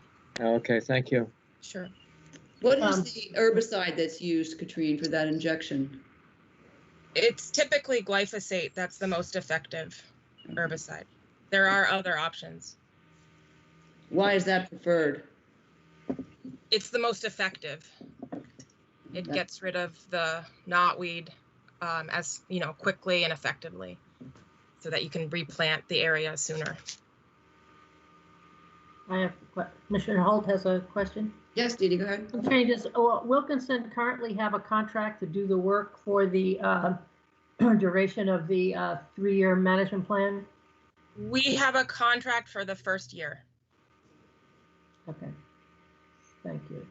Sure. Katrine, could you, when we are going to, when Sean does the revisions to the plan, will you add the proposed plantings in the sections yes. where they are? Yeah. Yes, definitely. Okay. Can I just add on to that while they're just doing a revision? I think, is it possible to just add, I know that there was mitigation proposed before Wilkinson got involved. Is it possible to just sort of denote the areas that Wilkinson will be working on, and then maybe, I guess I just want to make sure that it's really clear at the end who is doing what for mitigation, because that sometimes causes a lot of sticky issues in the future. So is Wilkinson going to do all of this planting and also the area here and also some of the area here and the plantings of the roses? We can clarify that. Yeah, we can have that information. Yeah, we can have that information before the order is written. Okay, great. This is Kitts. One question on the resurgence of the knotweed. Do you think that during the 3-year horizon of this, it will be controlled? Yes, there's maintenance that's required, and we have several projects right now in Chatham where they're doing really well. 597 Orleans Road is an example where the knotweed is significantly reduced, and right now we're only dealing with just a random stand here or there that's growing. I was just out there last week, and so it takes work, but we're very successful at functionally eradicating the species. Thank you. Sure. Any other questions? Yeah, Bob Rawls, one more. I'll ask the same question I did on the previous one, which is demarcating mitigation areas, especially between the house and the beach and the dune, so that it's clear going forward that's mitigation and needs to be treated specially. Is that part of the plan anyway? I don't think I saw anything like that. Or would it be appropriate in this particular case? It's basically beach grass. I think if you look at where that beach grass is growing, it's shown right to the edge of the driveway. And I think that's the demarcation, is where the driveway is. Well, I'm talking about on the other that's what I was going to say, Katrine. Yeah. I'm not talking about between the mitigation and the house. I'm talking on the outer edge of the mitigation. And maybe possibly, Bob, along the path? Yeah, just so where it's not obvious, just so everyone understands that that is a special zone that needs to be preserved.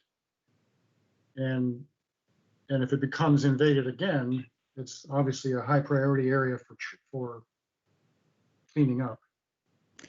Is that something Sean and Katrine, you could just brainstorm about and possibly comment Yeah. on for the next Sure. continuance?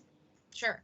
Yeah, so we've in the past, we've put markers along those areas in question. We can add those to the plan as far as the pathway and the less obvious areas. We can add those to the plan. And I'll run that by you, Callie, before we submit it for your review, and we'll make any changes from there. Okay, sounds good. Okay, any other questions? Okay, so Sean and Katrine, what's your time frame for making these changes to the plan? We can get them to you this week. So I just like to have Bill Riley speak just to address any of the neighbors' concerns. Right, we circle back to that. Okay. Yep. Good morning, Bill Riley. Morning. On behalf of the neighbors, but for Mr. Hagopian of the Surfside Inn, I've never actually spoken with him, although all the neighbors say we're all for one and one for all.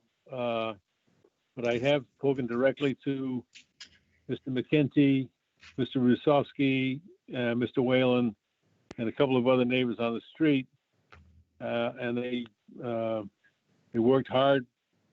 At least we thought it was hard with Sean and Mr. Ford to arrive at agreements that were satisfactory to all.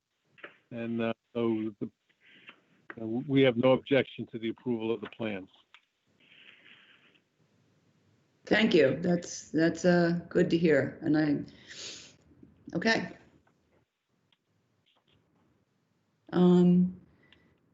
So yeah, we can get the revised plan immediately over to you. I guess if we could continue this to a work session to work out the details of the order. If there aren't any other questions. Callie, is it feasible for us to get this for the work session? Sure. Sean, is it possible for you to get us the revised plans like during the business day, preferably as early as you can on Friday this week? Yes, absolutely. Okay, then do we have a motion to continue this to the work session on July 1st? Commissioner Holt, so moved. Clark, second. Okay, thank you. Roll call vote to continue this to the work session August 1st. Ms. Holt? Aye. Mr. Kitts? Aye. Mr. Walls? Aye. Mr. Delvecchio? Aye. Mr. Clark? Aye. Chair votes aye. This is going to the work session on July 1st. I keep hesitating because my. And Dee Dee, thank you. Yeah, August. thank you for your service. I know it's tough to serve on the commission. It's a tough position, and thank you for your service. Yes, thank you, Dee Dee. Thank you. Okay, it is 10:30 on the dot. We're going to take a very short break before we come back to deal with, I think we've got 3 Little Beaches and Forest Beach coming up next. So Mark, we'll be back in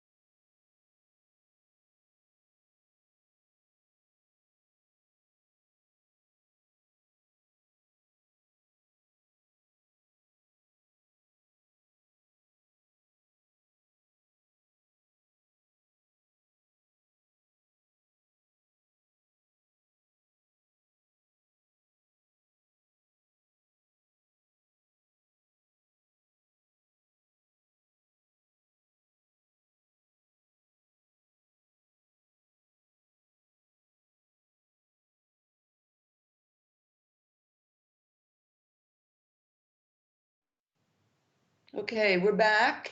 We're going to, at this point, do a switch on the agenda. We have 3 connected NOIs for the 3 properties in Little Beach. And we also have, we received a revised restoration plan to resolve a violation at 271 Forest Beach Road. I think we're going to move to that one next so that the folks who are here for that don't have to wait while we work our way through the 3 Little Beach projects. So we're going to, if everybody is there and ready and willing to go, Callie, I can ask you to call that one. Sure, and I, just so you know, I see Bill Litchfield is here, as well as Phil Cheney is on the list of people participating. So I would, and also David Clark. So I think they're all here for this one, so that's good. Okay. So violation 271 Forest Beach Road, tree removal, vegetation removal, and regrading. Okay, thanks. And if, are you guys all here or live, or were you assuming that you were after? Good morning. Ah, there. Good morning, Bill. Good morning. Good. David Clark and Phil Cheney can talk about the particulars of the plan, but just by way of refresher, this was, we think, an unfortunate mistake. The homeowner, who does not live in the United States, only did, as far as we are aware, or his landscapers only did, that which was allowed under an expired order. It had expired in the fall of what took place in February 2019, and the homeowner thought that just simply wasn't aware. There were some other aspects or some other things that happened. There was a damaged tree that was removed, particularly we didn't do, but we are addressing on this plan. So what the homeowner would like to do is essentially that which was allowed under the original order, as well as mitigation for some extent. So with that, I don't know whether Phil or David would like to go forward, but that essentially sets the stage. Okay, thank you. David or Phil, who would like to speak first to this? Do you hear me? Yes. Okay, this is Phil Cheney. Yes. Yep. Okay. Yes, I've developed a plan there. We've identified some trees that were removed, and I've provided a plan that shows replanting 8 trees in the 2 to 2.5 inch caliper size, both Tupelo and white oak, and putting them in the areas where I believe they're approximate to where the existing trees were removed.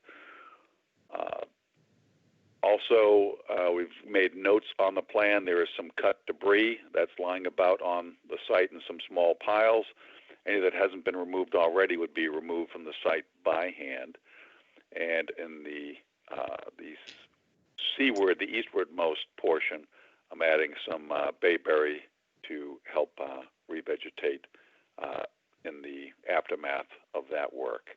There are a few other scuffed areas on the site that I've called to be reseeded with the New England coastal salt-tolerant grass mix. That'll help to for that to recover more easily. Also, the rail fence, which was installed to delineate the 50-foot buffer zone, that will be reinstalled along the 50-foot buffer zone, as I've shown on the plan. I think that covers what I've included on the plan. Any questions? I had one. This is Commissioner Holt. Yep, go ahead. Phil, the New England coastal salt tolerant grass mix, is that a specific brand, I guess, or yeah, let me use the word brand. Okay. I mean, if I went to the store and I said, I want to, I'd like to purchase the New England coastal grass, salt tolerant mix, would they know what I was talking about? Is that, What I've listed as noted on the plan, it's the company is New England Wetland Plants Incorporated out in Western Mass, and it's one of their mixes okay. that includes the appropriate plants. And is that something that is typically need to be mowed weekly during the season, or? Now it will be more amenable to the annual mowing that was originally called for here. Okay, great. Thank you.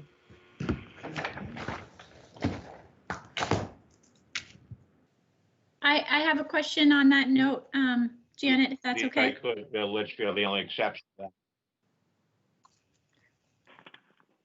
that. Uh-oh.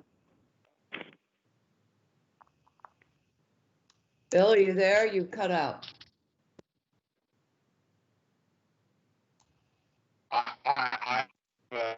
Callie spoke, so I was deferring.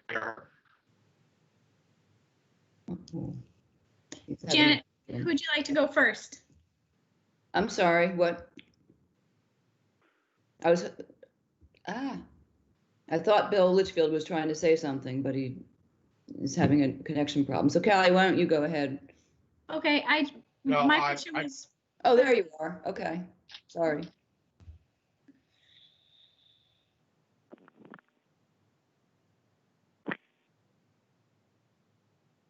Which of us would you like, Madam Chairman?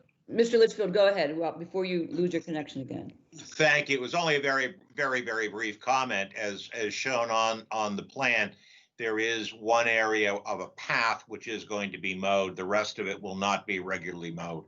I'm simply going to add that to what Phil said. Okay, perfect. I'll make that note. Okay, Callie. Okay, for Phil Cheney, can you just talk about what's actually in that New England coastal salt tolerant grass mix? Like what species are in it? Sure. This is the mix. I'm looking at their catalog right now. Includes Canada wild rye, side oats, grama, creeping red fescue, big blue stem, Indian grass, switchgrass, sand drop seed, and sand love grass. Okay, and so are you asking to mow just the path or the areas between the trees? My memory from the original order was that the whole area was to be maintained as a meadow with annual cutting, with the one path, the 4-foot path to the water, to be mowed more regularly, just to preserve it as a path. And that is marked, there's an opening in the fence prescribed there where you would enter and run a mower down that path as needed, to keep it clear. David Clark here.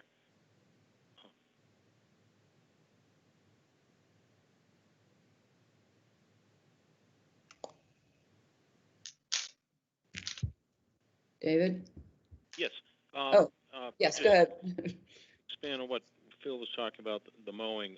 We applied for a certificate of compliance last fall for this property, and the commission voted not to issue the certificate of compliance because the meadow was not mowed and maintained per the order conditions. So I just want to make the commissioners aware of that. So we're not really asking for anything new, just restoration of the trees and the disturbed areas with the mix Bill was speaking about. That's it. Yeah, I think as far as the certificate of compliance for this too, there's also the commission at the time of the COC request also asked for some clarification on some of the existing trees that were on the property that had been removed. So that was the other holdup on the COC, but that's sort of, I guess, irrelevant at this point. That's all the questions that I have. Okay. Any other questions or comments on this proposed? Al Vecchio here. Yes, Bob, go ahead. I was just wondering about the who was going to plant it, if you had a contractor name for the project, and also the care involved with watering and that type of thing going forward.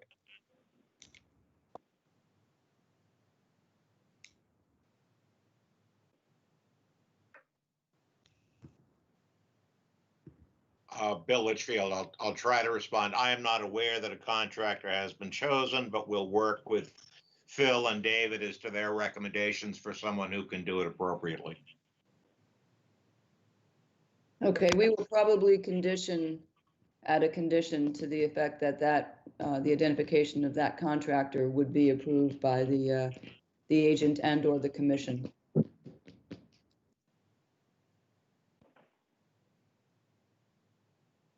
And how long would it be cared for after it's installed? Bill Litchfield again, as required. Yeah. Yep. Okay, thank you. Yep. David Clark here. You still have the open order of conditions that you can use as sort of leverage to ensure that these trees are maintained. Well, these are new trees, and they will take quite a bit longer than the life of any order of conditions. So this will be incorporated into a final restoration and enforcement order that has a much longer time span to allow these trees to be cared for until they reach the size that they were when they were removed.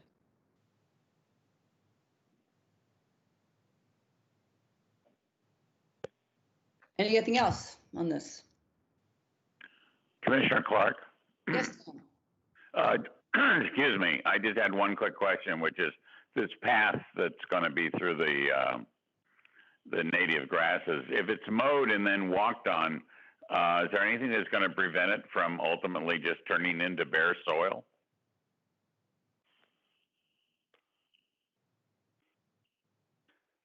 Phil Cheney here.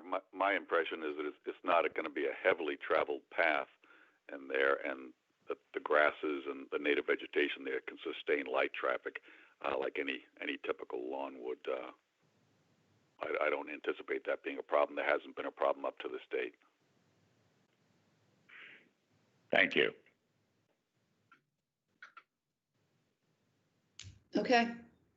Anything else? All right, then I guess we are ready to move this for preparation of a final restoration and enforcement order.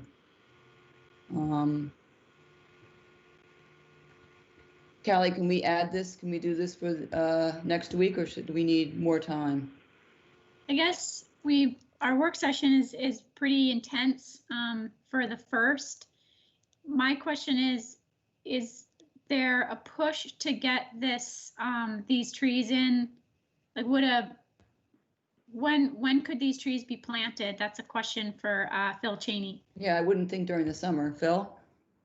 Yes, I would agree. Hadn't given that consideration until you brought it up here now, but we're reaching the tough time of year for planting larger trees. This fall would be a much better time. Mm-hmm. So is it possible? Seeding as well. Yeah. Is it possible to continue this to the first work session in August? Because of that reason? So that would be the 5th? That's good for us. That works? August 5th. Hard to believe. Unless there's an objection. Hearing none, is there a motion to continue this to a work session on August the 5th? Commissioner Holt, so moved. Commissioner Clark, second. Thank you. Where is my cheat sheet? Roll call vote to continue to August 5th. Commissioner Holt. Aye. Commissioner Kitts. Aye. Walls. Aye. Delvecchio. Aye. Clark. Aye. Chair votes aye. We will have this ready for final enforcement and restoration order for August 5th. Thank you, everyone. Thank you. Okay, so the next item on the agenda is, do you want me to just read all 3 Little Beaches? Yep. Okay. 46 Little Beach Road, Crimson Peak LLC is the owner. Morris Island Nominee Trust is the applicant. SE 10 3420, proposed demolition of existing dwelling and septic system construction of new dwelling meeting FEMA NFIP standards, installation of new septic system at 46 Little Beach Road, Assessors Map 16A, parcel H44. Also 47 Little Beach Road, Crimson Peak LLC is the owner, Morris Island Nominee Trust is the applicant, SC 103421, proposed demolition of existing dwelling and septic system, construction of new dwelling meeting FEMA NFIP standards, installation of new septic system at 47 Little Beach Road, Assessors Map 16A, parcel H50, and then also 53 Little Beach Road, Crimson Peak LLC is the owner, Morris Island Nominee Trust is the applicant, SC 103419, proposed demolition of existing dwelling and septic system, construction of new dwelling meeting FEMA NFIP standards, installation of new septic system at 53 Little Beach Road, Assessors Map 16A, parcel H52. Good morning, Madam Chair. Bill Riley on behalf of Crimson Peak and Morris Island Nominee Trust.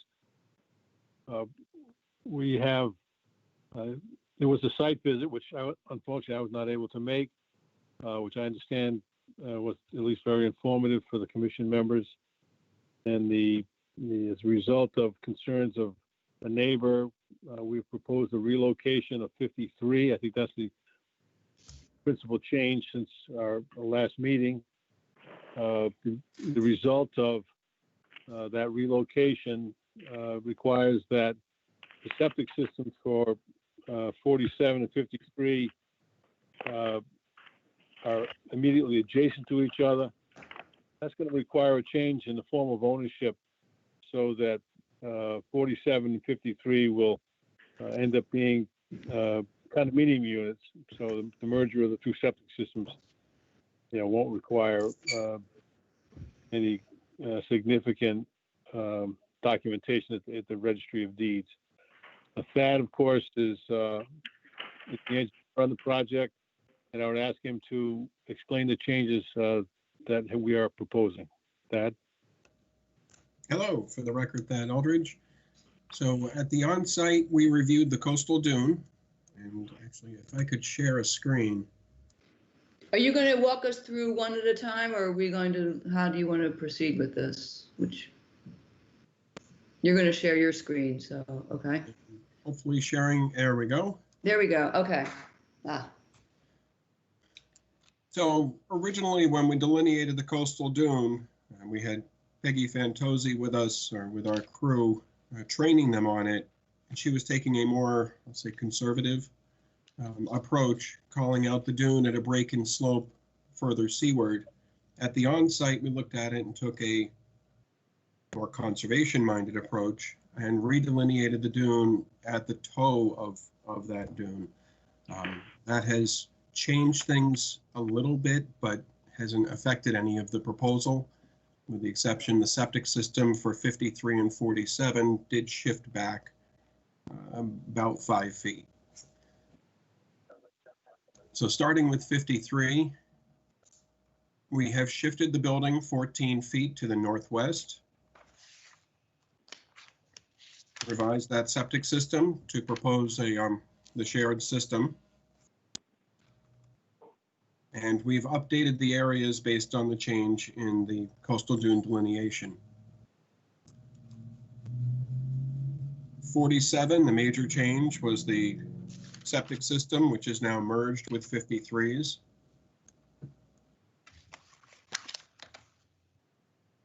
We did shift, which wasn't mentioned, the generator and air conditioning units were shifted at 47 to be outside of the 50.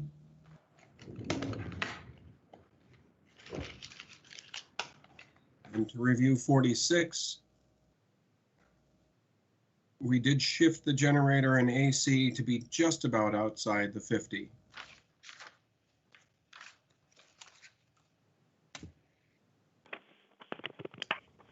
The planting plans were updated and provided. Those were based upon changes that were reviewed at the on-site.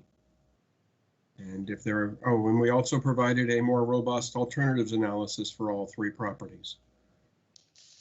If there are questions, I'd be happy to answer them. Thank you, Thad. I think there are a couple of questions. I have a question. This is Dan Lonigan. I live at 30 Little Beach. Okay, Mr. Lonigan, can you just hold your questions until the commission members have had a chance to ask theirs first? Certainly, Okay. sorry. That's no problem. It's, let me open it up to questions from the commissioners. Chad, is it possible for you to stop sharing your screen or Sure. are you gonna if you're gonna run the platform, then go ahead and do that. Otherwise, I just like to get control back. Well, I think it's helpful to leave the diagram with all three showing on it. Okay. So, either you can share it or he can, but I If find. you guys have questions about the mitigation plans, I would imagine Thad then will show those. I can be the banner. Okay. So let's start with questions from commissioners. Commissioner Holt, and maybe I missed this. This might have been one of the first things you said, Thad, but 53 is moved also. Yes, the building for 53 is moved back 14 feet. I did not mention that also results in the reduction of the driveway. Right. Are there any other impacts due to the moving that further away from the resource? It pushes us outside of the 50 from the coastal dune, and it reduces the required mitigation area. And are those updated calculations somewhere? Yes.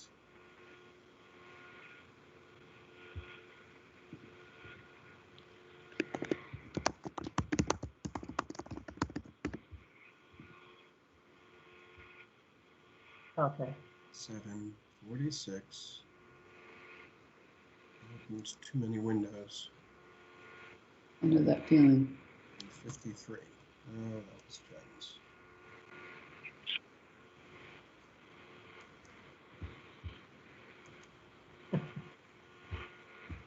Might have closed that one.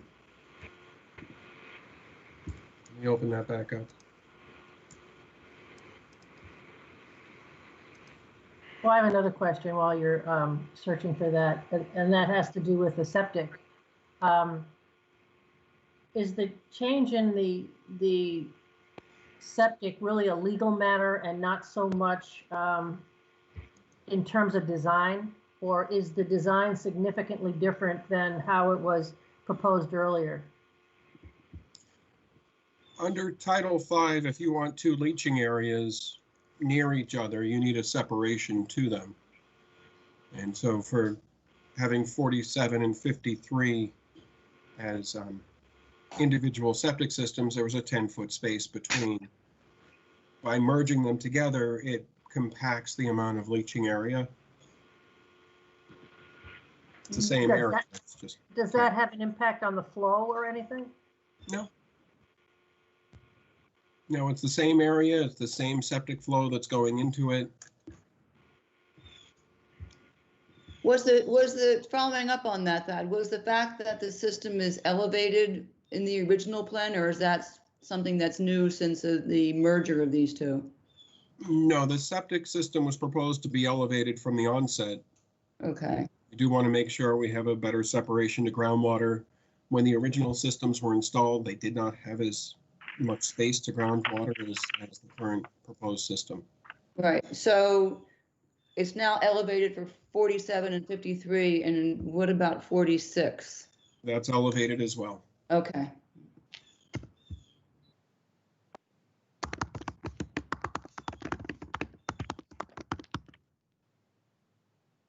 And how does that work to do that? So how you have to bring in some fill to get it to the right level above the groundwater? Yes, and the actual construction will be to remove the system, remove any, say, contaminated materials around it, and then bring in clean fill. Mm-hmm. All be sand, relatively free from stones, and then it would be elevated to what we need to be elevated to meet the 5-foot separation to groundwater. And what does that do to the grade at surface? Brings it right on up. Just to share, under our Board of Health regulations, if this were new construction, we'd be required to have at least 1 foot above the base flood elevation for the top of the system. Because these are all existing, we can be under that, but we still need to meet that 5-foot separation to groundwater. Mm-hmm. Can I follow up on that? Yep. On 46, assuming you're going to need to replace the wall along Seagull Road, Yes.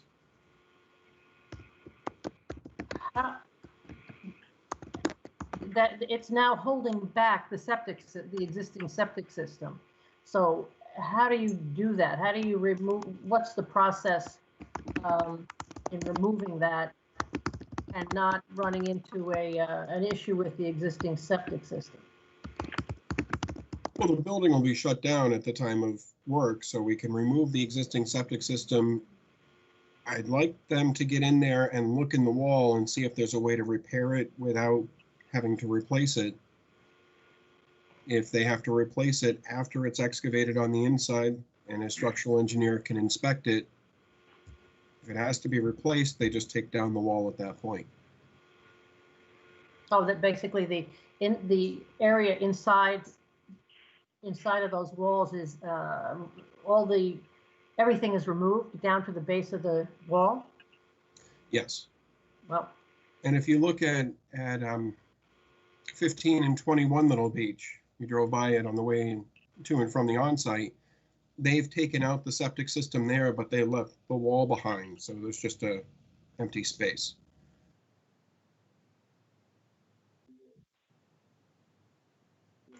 okay, thank you.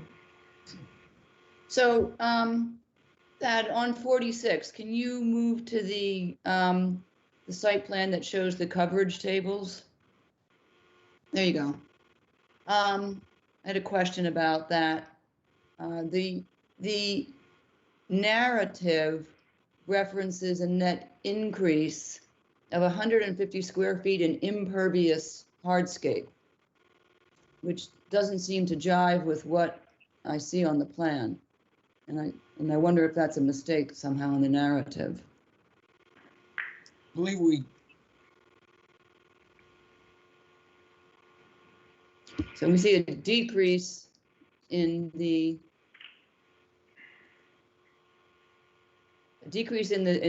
no disturb and an increase in the outer aura. Mm-hmm. Total increase of 830. But go down to this is about impervious. Right. So here's a basic question. When you look at these, when you talk about landscaped versus vegetated on these area tables, is lawn what is considered landscaped as well as ornamental plantings? Where does lawn fit in? Yes, anything that's maintained, I put into the landscaped category. Anything that's more naturalized, I put in the vegetated category. Okay.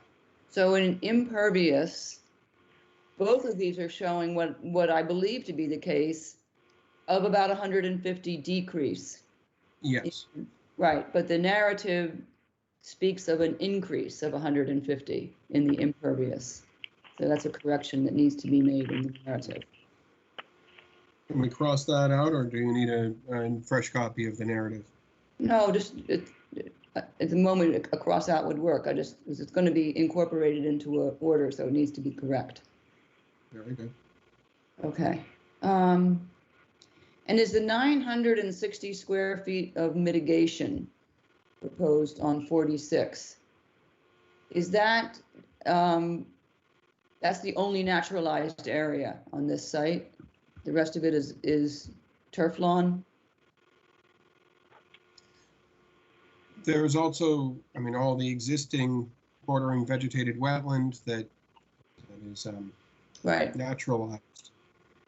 That is certainly naturalized. So is the mitigation area going to function as a vegetated buffer strip to the wetland?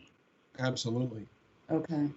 So and Madam Chair, Bill yes. Riley, that you referred to it as turf lawn, and it's not going to be turf lawn. If anything, it's going to be what we euphemistically used to call Cape Cod lawn.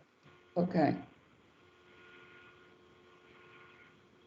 This is Jen Crawford from Crawford Land Management. Yes, hi, Jen. Hello. I did on all three of the plans for the property. One of the questions that you guys had at the on-site was about what the lawn areas, quote unquote, would be seeded as. So you can see on my plans, there's a rev cloud around that, and it's included in the revision block. I believe that these would have been the mixes that Thad was referring to on site. They're available at Agway. Colonial Seed, Lavoie Horticulture is responsible for creating these mixes. My understanding is that the only difference between these two mixes, and I noted this on the plan, is that the Harmony mix contains Deschampsia flexuosa in addition to the fescue. So anyway, that lawn seed mix, that Cape Cod lawn, like Bill was referring to, mix is now on your plan. Okay. Thank you for that. Yep. Other questions? This is Commissioner Clark. Yes, Tom, go ahead. I just wanted some clarity on one comment that I thought I heard, which is that the septics have to be above the base flood elevation, if that's correct, and if so, what are you assuming is the base flood elevation? What elevation? No, Madam under our Chair, Board of Health. What Thad said is for new construction, which this is not new construction, septic system, the top of a septic system has to be 1 foot above the base flood elevation. Because this is an existing situation, we only have to maintain the 5 foot separation from groundwater. Okay, so under those circumstances, if we did have flooding that went to the base flood elevation, obviously not only the houses but the septic system would be inundated, would it not? That's correct. However, where the inundation is temporary, we've had hydrologists in the past who've opined that it does not cause a supersaturation of the leach area, and the system would continue to function. Okay, well, maybe Janet, at this point, could you bring up the slide? I think we'll just jump to the last one. Okay. Callie, you have that queued up and ready?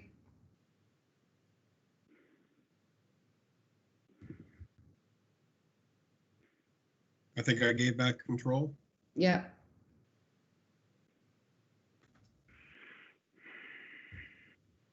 Callie, you there? Have we lost Callie? Yeah, I'm here. Sorry. Okay, that's okay.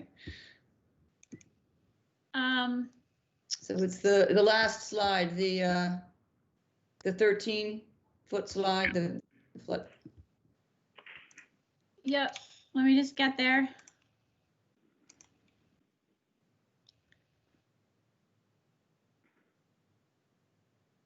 Yeah, the very last one.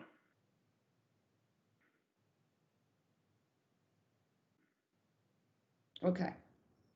Okay. Now, the reason I'm referencing this is because this is from that flood study that was done by the Center for Coastal Studies and was presented to the Board of Selectmen a while ago. This, based on the study, now notice that this is 13 feet based on the MLLW, which actually is meaning the low tide average, low water average, pardon me, the lowest of the low water averages.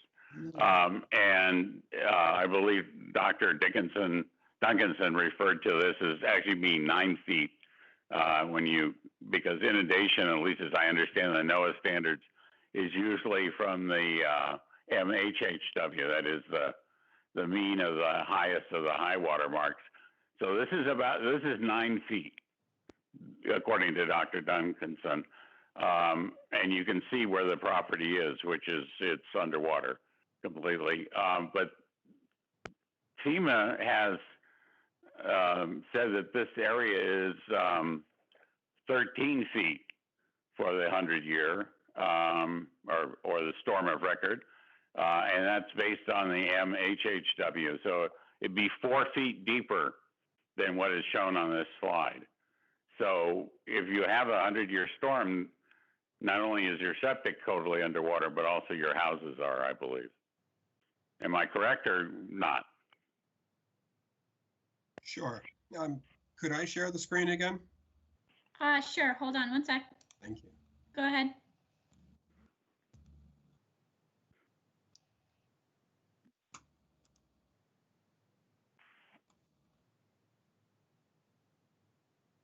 All right. I'm sorry that I didn't have a chance to colorize this. This is the LiDAR imagery from, or the LiDAR acquisition set from 2018 that's been finally made public. These are the existing conditions. I have this keyed in right now to elevation 2.3, which is mean high water. The elevation 13 is NAVD 88. And yes, the mean low water, or the average of the lower waters, lower tides, daily tides, is about 4 feet lower. So we can put this right at 13. And so under current conditions, you can see that, yes, everything floods out here. We run into some slight problems where in 1987, we passed a zoning bylaw. Under most circumstances, we're not allowed to fill flood zone in Chatham. We're allowed to fill it for septic systems and dune nourishment, beach nourishment, but to raise a house up above the floodplain, which is a preferable method to get properties out of the floodplain, we're not allowed to. So these properties will always have to flood unless we can surround them with septic systems or dunes.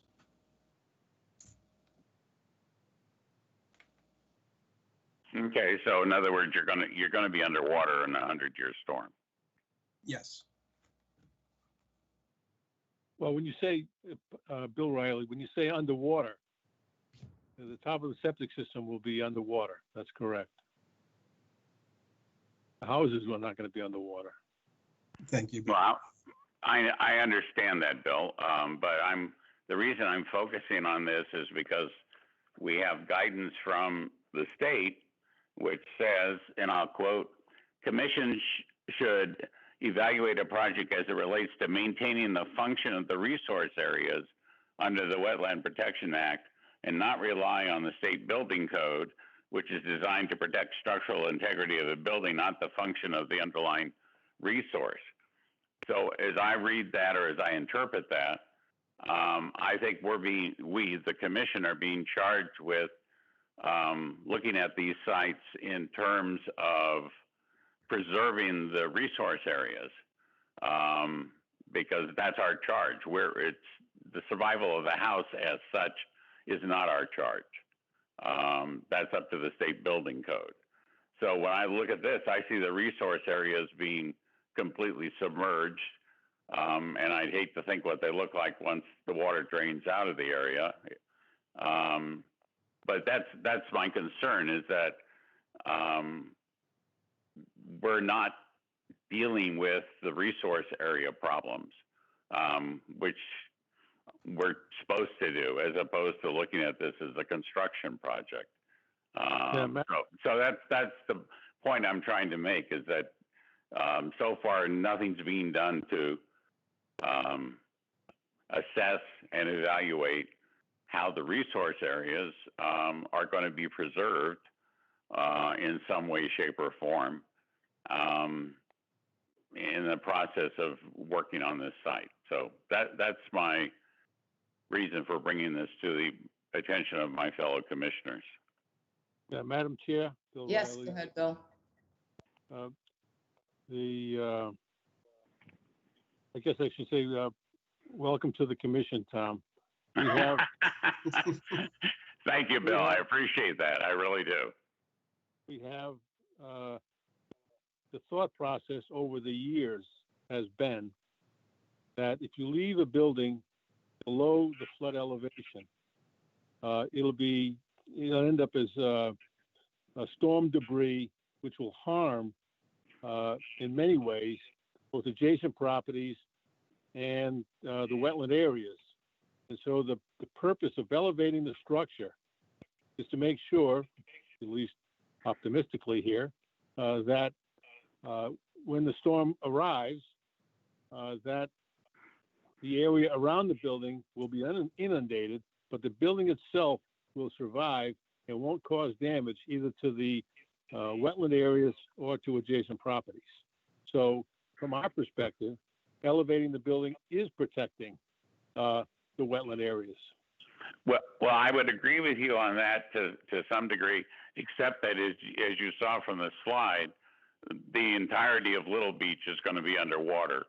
So there's going to be a lot of debris swirling around all over the place.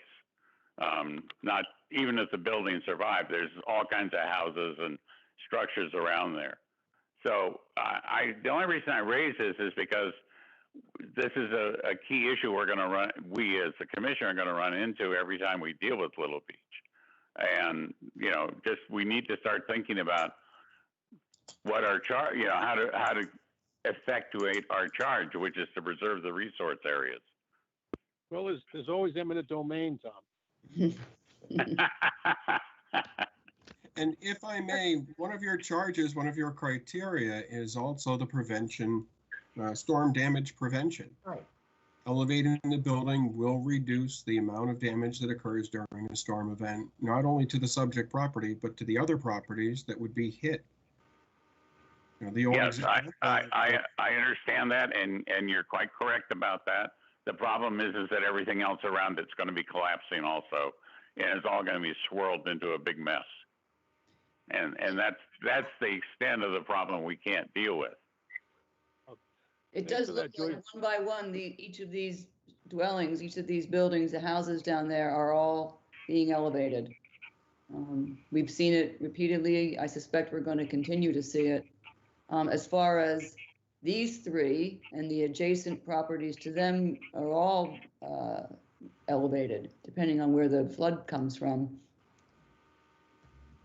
And I think it's important to point out, rather than Tom's joyful picture of the mess swirling around, that this area is protected by the barrier beach, and so that's why it's considered, a still water flood zone. So we're not talking about strong currents or large waves. So I think I think Tom's description of the end result is a little over dramatic. We had a storm back in '91, a perfect storm that put the water elevation to elevation 9 or 10 down in this area.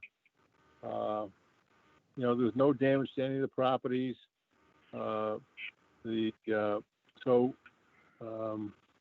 think that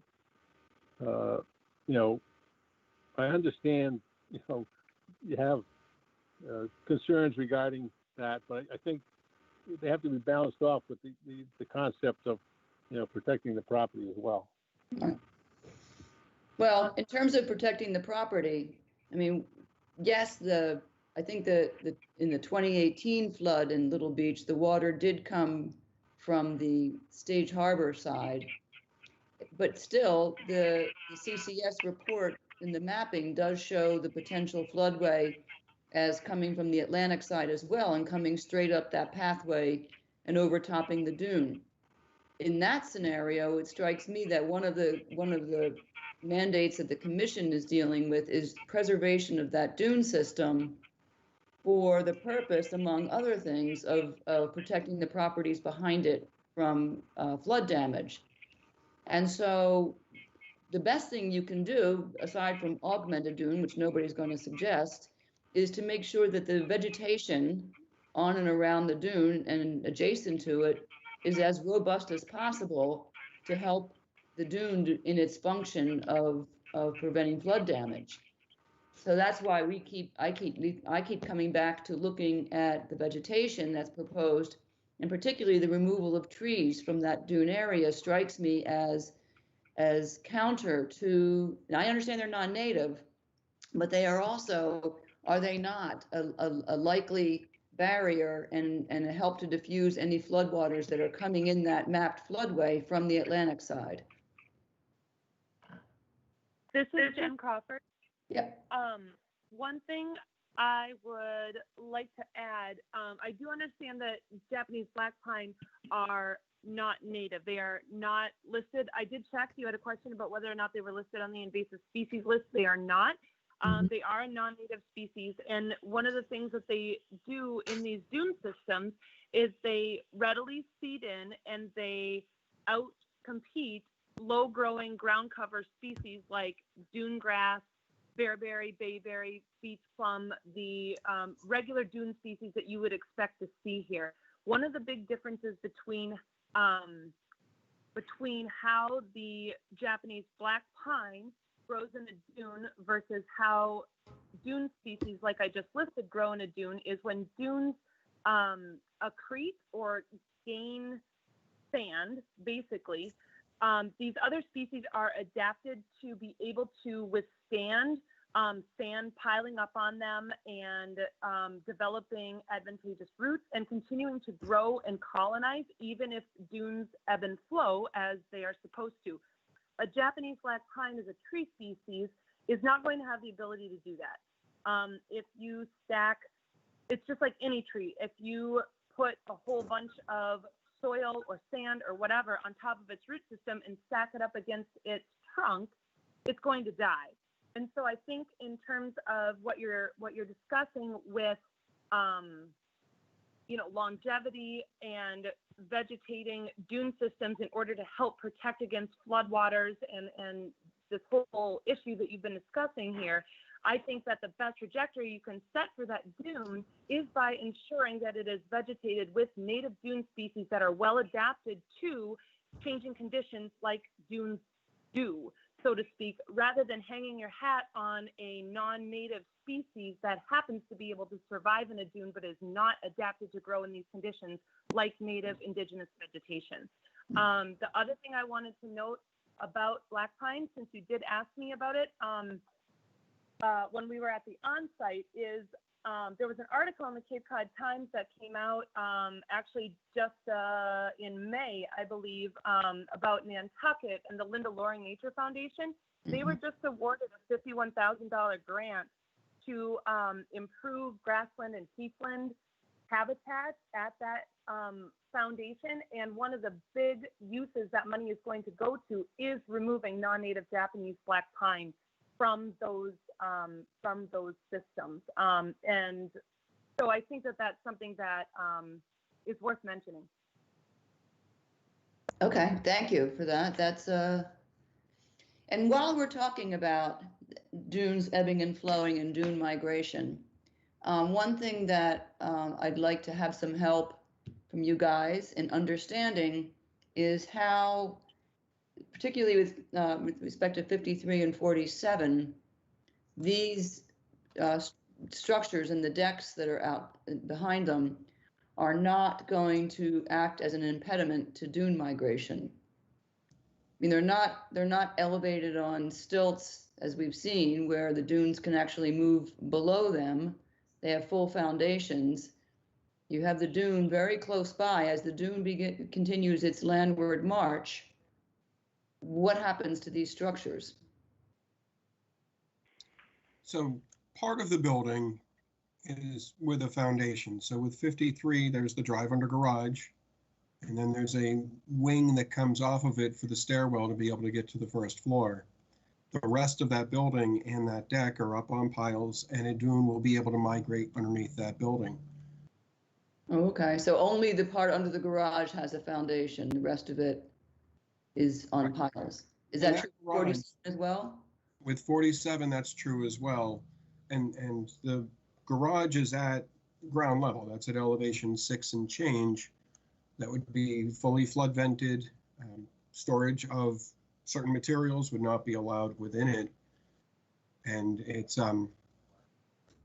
is allowed under building code, under FEMA regulations, as an alternative or a means to have some storage and usable space in the lower level. Mm-hmm. That being said, about 50% of each building itself is open and will allow dune to come in and around those foundations. The dune location out here has not changed considerably in the past 50 years. And why is that? Why is? Well, there's a lot going on with this area.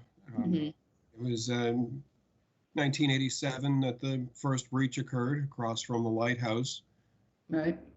It was 1992 that South Beach attached to Lighthouse Beach, and that created this protected area. That's when the salt marsh developed out in front. And where is the sand coming from that would create a dune? So as the South Beach or the Lighthouse Beach barrier out there migrates landward, there may be a push of sand that makes its way here, or that sand may go out to sea. But we really need a good dose of sand here in order to create a dune. And currently, it's not going to get across that salt marsh in order to supply the sediments needed. Right. Now, that being said, in 2018, there was a study and a plan commissioned for a protective dune around all of Little Beach. Mm-hmm. That was done by Horsley and Witten. Right. And it was to put a 9-foot-high dune along the entire length of the seaward facing properties. Right. Whatever Just happened as to that, that? Yeah, go ahead. well, they were looking for funding, but more importantly, and just as that 2018 Provincetown Center study concludes, no matter what you do out here, you're not going to fix the problem until you fix the marina. That marina, the wall needs to go up by several feet in order to stop floodwaters from getting into the rest of the neighborhood. The screenshot I'm showing here, it's a water at elevation 6, and you can see at our site, the water actually comes back up the roads and then out towards the ocean. So we're not getting the floodway here until those waters get up into elevation 7 or so. We can even look at that. 7.5 to be exact. Yep. And then a grain of sand will move and it'll turn into 7.4 and another one and 7.6, and then that is within the area of the velocity zone. So we will have some scour during a full storm event. But more importantly, the elevations around that marina are low enough. And there are other elevations from the Stage Harbor side that are lower as well. And I think one of the big takeaways from that report, this floodway next to our property is a secondary floodway. The primary ones that we should be focused on, there was a pathway near the Starfish Lane. I believe they've remedied that with dune. There's another pathway that comes through the middle of this area out here. Yep. And then all of that low area around the marina, that's going to be your main source of flooding during a storm event, or that's your primary source of flooding during a storm event. Once we get up to upper elevations, all bets are off and water is coming from everywhere. Yeah.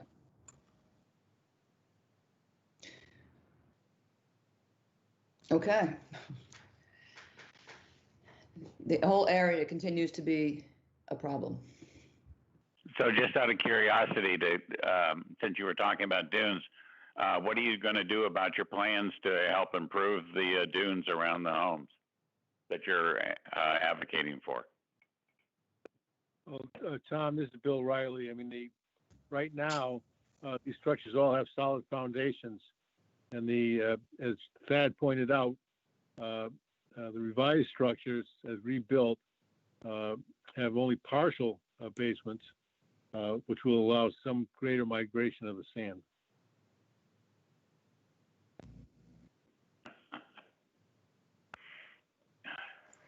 In regard to the mitigation plans, each one of the mitigation plans adds native indigenous plants to their respective properties. And I think that, just as the chair had mentioned earlier, one of the ways that you can protect resource areas from floodwaters is to make sure that they are well vegetated and that they can help absorb floodwaters and slow and capture debris and all of those other issues that come up when you have flooding. And so I think that each of these proposals in front of you does propose to do its part insofar as meeting and exceeding the regulations for mitigation to protect those resource areas and provide that indigenous vegetation that will help mitigate floodwaters as well. Commissioner Holt, can I ask one question at the risk of prolonging this very interesting conversation? But with regard to the septic systems themselves, are they basically the tanks tight enough that when this area is inundated, there is no danger of seepage from the septic? So the most important thing with a septic system, they're designed to leak. A leaching area is just that. Everything's right. supposed to go out into the ground, percolate through. You get the reduction in total suspended solids, the pathogens, the phosphorus compounds. Right. The septic tanks themselves will be watertight, and they will be augmented with concrete so that they aren't buoyant during a storm event and they won't pop out of the ground. When the floodwaters come in, though, and when they push up the groundwater, that's going to go into the leaching. That'll go back into the tank, and it's fine in the end. I mean, it's everything's contained underground unless we get severe erosion. We're not expecting severe erosion here because we're in Stillwater A. Mm-hmm. Madam Chair, Bill Riley. Yes. The other point is that by design, septic tanks are always full. The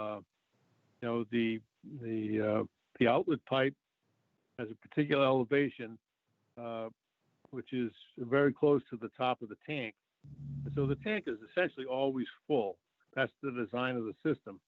So it would be a really unusual circumstance for a precast concrete septic tank that's full of water to become buoyant somehow. So, I mean, I'm not saying it can't happen. I've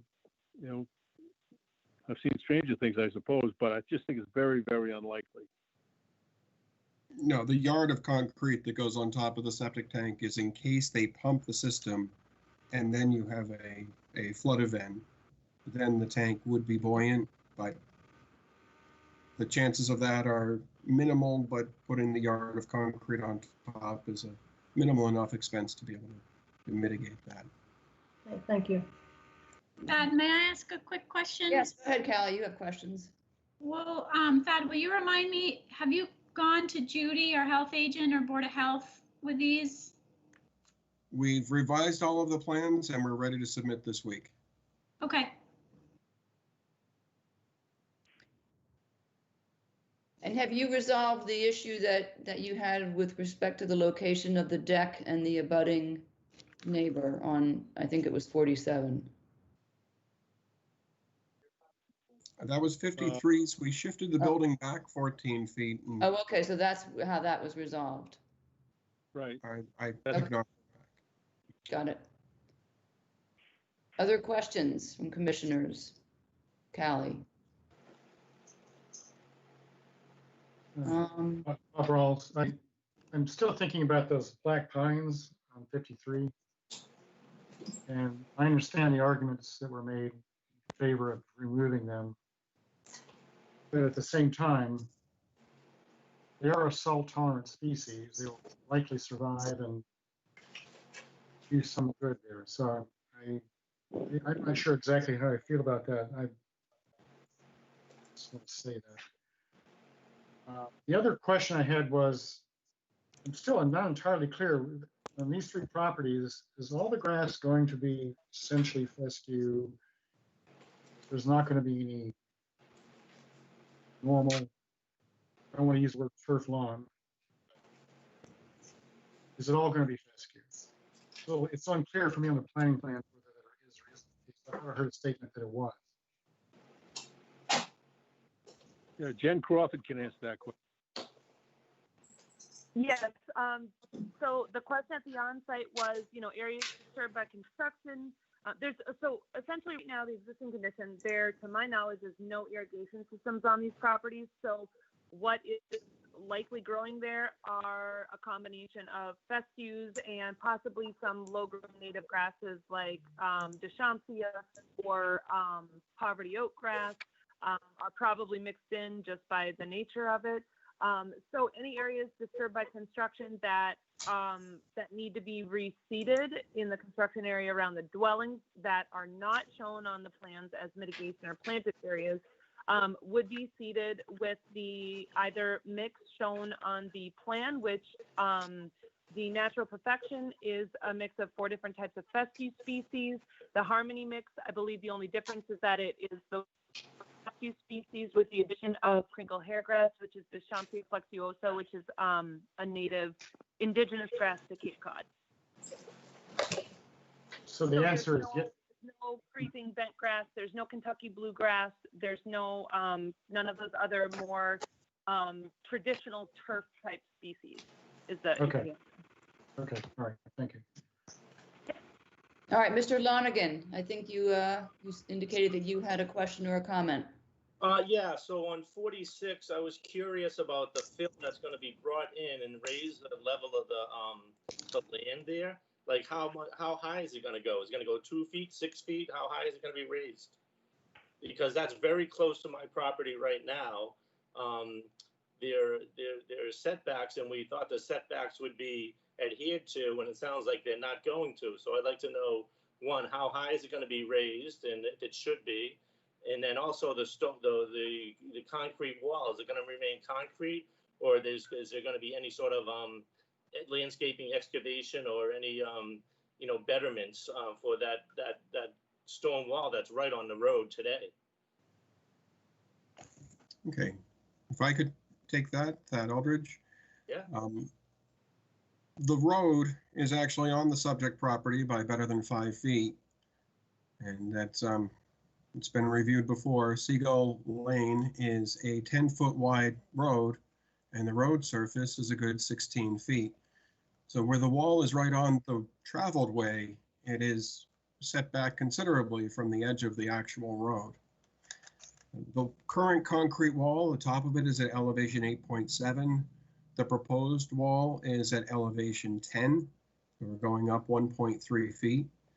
That will also be a concrete wall because we can't put in a pervious wall in order to contain the septic system. The ground above is getting up just above elevation 12, bringing up a steep slope from the top of the wall, much like the slope at the bottom of the wall, and then putting the septic system in. That septic system is also sited as far from the isolated vegetated wetland as possible. We've been in discussion about how to conceal that, and our concern is putting plantings in front of that wall will interfere with the roadway. Yeah, and basically, if Mr. Lonigan's question had to do with the change in height of the structure, the ridge line is going to increase in height by 6.2 feet. So that means everything's going to go up at least 6.2 feet. So if they're at 20 feet today and they're going to go up to, say, 30 feet, I don't know what they are, then it would really be 36 feet increase. What? So what is the proposed height going up for the building? Well, that can tell you the top of foundation height. Well, so now the top of foundation is going to be going up 6 feet, right? That's what I heard.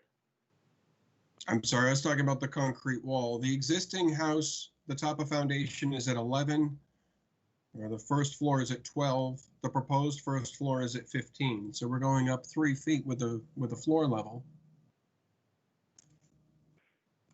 And what is the house? What is it? It's like a studio or 1 bedroom today. What is it being zoned for? On and the new. This is the first time I've seen it. So you know, what is the property going to be increased to what size bedrooms? Currently, there is a bedroom and a loft that counts as a bedroom, so it's a 2. So it's going from a studio to a 2-bedroom?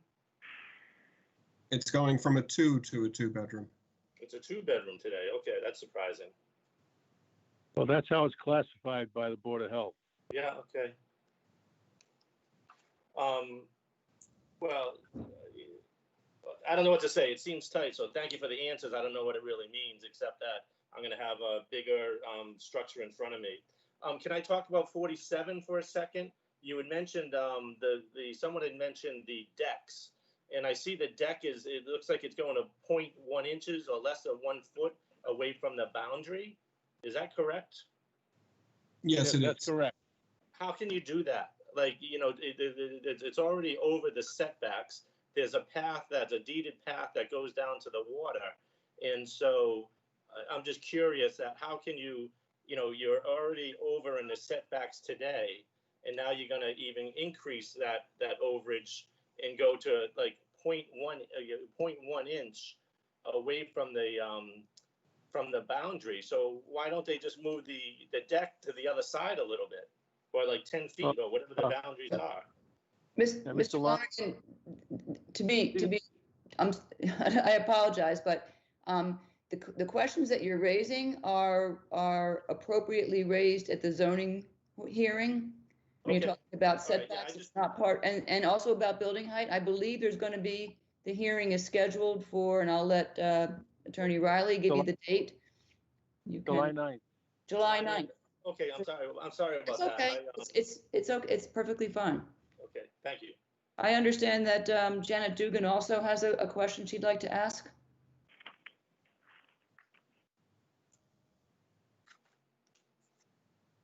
Ms. Dugan, are you there?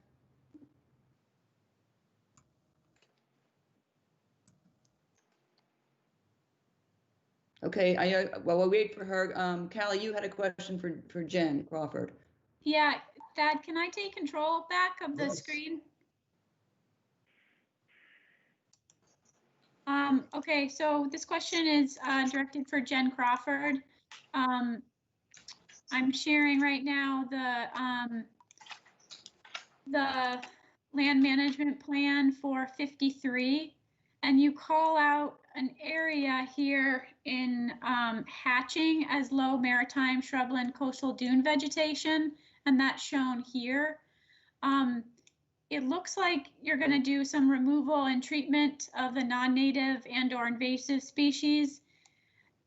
Once you do that invasive removal, and there are some bare areas that result, what is your, and I apologize if I've missed this, I've received several copies of the mitigation plan in very short time frame, so I apologize if I've missed something. But if there are bare areas in here, are you going to go ahead and plant what you've to fill in those areas, or are you just planting in this area? So the only planting of like potted plants would be in the areas shown on the plan. The 2 hatched areas that you were referring to on the mitigation plan are pretty well vegetated with native species, and I anticipate that any sporadic instances where we may remove invasives or non-natives would not result in open gaps or gaps that would not be pretty much immediately refilled by the natives that are already growing there. Certainly, if there are bare soils, we can throw a seed mix on them, a native grass seed mix, as they're in more upland areas. But I don't anticipate that there would be large gaps that would need to be filled at all. Well, I'm on my regular landline phone. Oh. Sorry, I just need to. Okay. mitigate that. That's okay. That's Janet Dugan who's sorting out her audio problems. Are you there, Ms. Dugan? Yes, I'm here. Can you hear me? Yes, we can. Okay, yes. I am a part owner of the lot 43A, which is right next to 46. And my concern is that the septic is adhering to the required setbacks for that property. And if I may, the septic is proposed 10.5 feet from that property where 10 feet is required. Okay, all right. I just wanted to be sure of that too. Thank you. Thank you. Any other questions or comments? From Any Commissioner Hall. participants? Yes, Dee Dee. Just one, I'm just going to agree with Commissioner Rawls about the trees. If the dune isn't moving that much, according to Thad, then I don't know how threatened the existing black pines would be. They've been there for a long time, doing a job of holding the dune in place. So I would not remove them at this point. I would have to say I agree as well. I heard what you said, Jen, but it just seems. I just want to ask a quick question though. So I understand what you're saying, but at the same time, what I'm wondering is the commission has always been a proponent of using indigenous species and in supportive of native plant communities. And so what I'm wondering is, why are you in support of keeping a non-native, non-indigenous species basically in your resource area when it clearly is shown that it feeds in and it can shade out indigenous dune vegetation? I just would like to hear a little bit more from you guys about that, because it seems to me that that decision goes against one of the principal rules that you stand for and that you advise homeowners and consultants that come before you on every project to do. Is it possible that it's because the commission, because nothing was proposed of similar size, native species that was proposed of similar size for those black, Japanese black pines? There are already many eastern red cedars, I would say, are the exact same size that are already growing there that do the same thing. They seed in and they establish themselves. And so I'm just wondering why we are trying to save a non-native species growing literally in your resource area when we can replace it with indigenous vegetation, and there are native trees right there next to them that can readily seed themselves in. How many cedar trees are there? Excuse me, Madam Chair, this is Bill Riley. Yes, Bill. If we were proposing Japanese black pines, they would be denied. Correct. Okay. It's partly, Jen, the issue that, at least from my perspective, the issue is the size of the existing Japanese pines, because I do think they perform certainly a potential storm damage function. And I think they probably, given their size, also perform some habitat function. And to be honest, as I examined them and looked at the areas underneath, I noticed that there were native shrubs growing close by and under, so it didn't strike me that they were causing any kind of a shading problem and crowding out native species. I think you're absolutely correct, and as Bill put it, if we would never approve a proposal to put them in, but given that they're there and how long they've been there and the size that they are, I think that we end up doing more harm than good by removing them. And that's where I come out on that. I have to completely disagree with you respectfully. I do not agree with that. Japanese black pine are not part of any indigenous native plant community to Cape Cod, Barnstable County, Dukes County, the state of Massachusetts in general. They are from Asia and Japan. And I think that, I'm sorry, but I think that that is a mistake, given that you have indigenous vegetation growing all around them within your resource area. Point of order, Madam Chairman, just point of order. I mean, you can say the same thing 3 times and it doesn't change, the facts. So I think there's just a disagreement. And that's what it is. Well, let me ask the rest of the commissioners, because you've heard now from three, which strikes me as what the vote would be. But let me ask Bob Delvecchio what your position is with respect to those ponds. Well, I missed the on-site, Janet, and I apologize. I had a conflict, but I planted them myself on Cape Cod, but because they are salt tolerant. But I wasn't really there to see them, so I'd hate to comment because I'm not sure, of the scope of the size of them. So okay, I have to kind of bow out on this one. Okay, what about you, Joe? Where do you come out on this? I think the potential for disturbance of that fragile dune that we've had a lot of conversation about is not worth the taking them out. Well, first of all, there would be no disturbance to the dune itself because the roots would remain in place. But regardless, I think that Dee Dee had a good point. You can say the same thing over and over again, and if your mind isn't going to change, it's not going to change. So what I want to know is, at this point, do you want me to resubmit a plan that shows Japanese black pine remaining on the property and removing the 1,480 square foot area of plantings that are being proposed in their place? Well, but then the mitigation ratios don't match up. The mitigation that is required for this project is 140 square feet, and the Japanese knotweed and the area out further in the dune is 250 square feet. So the mitigation requirement is still met. If I may, the mitigation required down with the shift to the building. I guess then the commission would need more time to evaluate that request. Well, because that's something that's proposed right now at the hearing for a revised plan that was submitted 2 days ago. And if you're going to revise it again at the hearing, then the commission would need more time to review that. Would be my recommendation as the agent. Well, Bill Riley, it's only being revised at the request of the commission.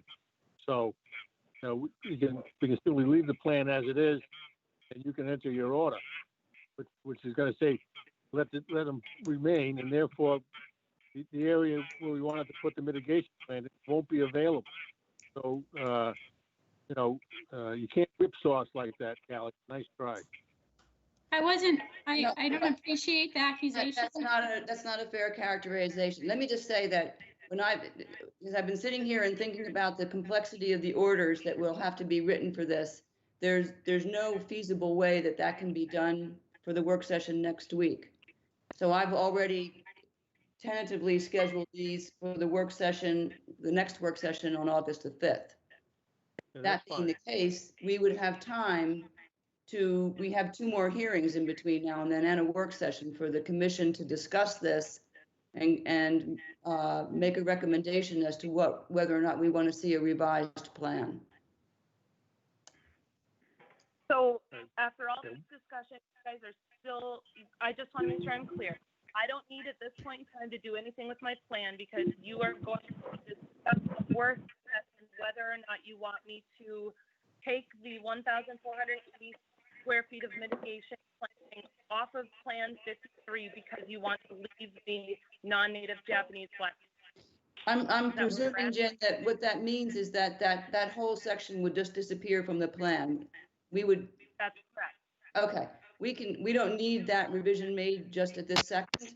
We can discuss it at the work session, and if we decide that that's the way we want to go, we can let you know that we're going to ask for that before the orders are written. Okay, I just want to make sure that I'm not going to be hung out to dry here because I give you something that you asked for like 4 days in advance, and that's not long enough for you to see it. I just want to make sure I'm not going to be hung out to dry for that.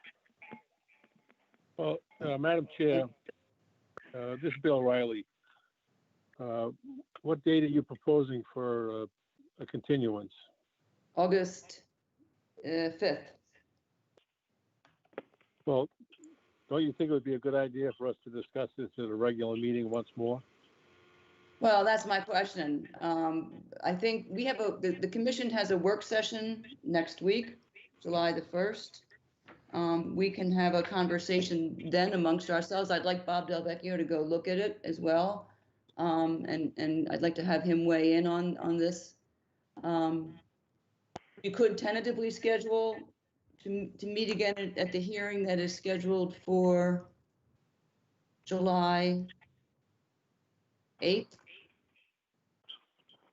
So whatever would be convenient for the commission is acceptable to us.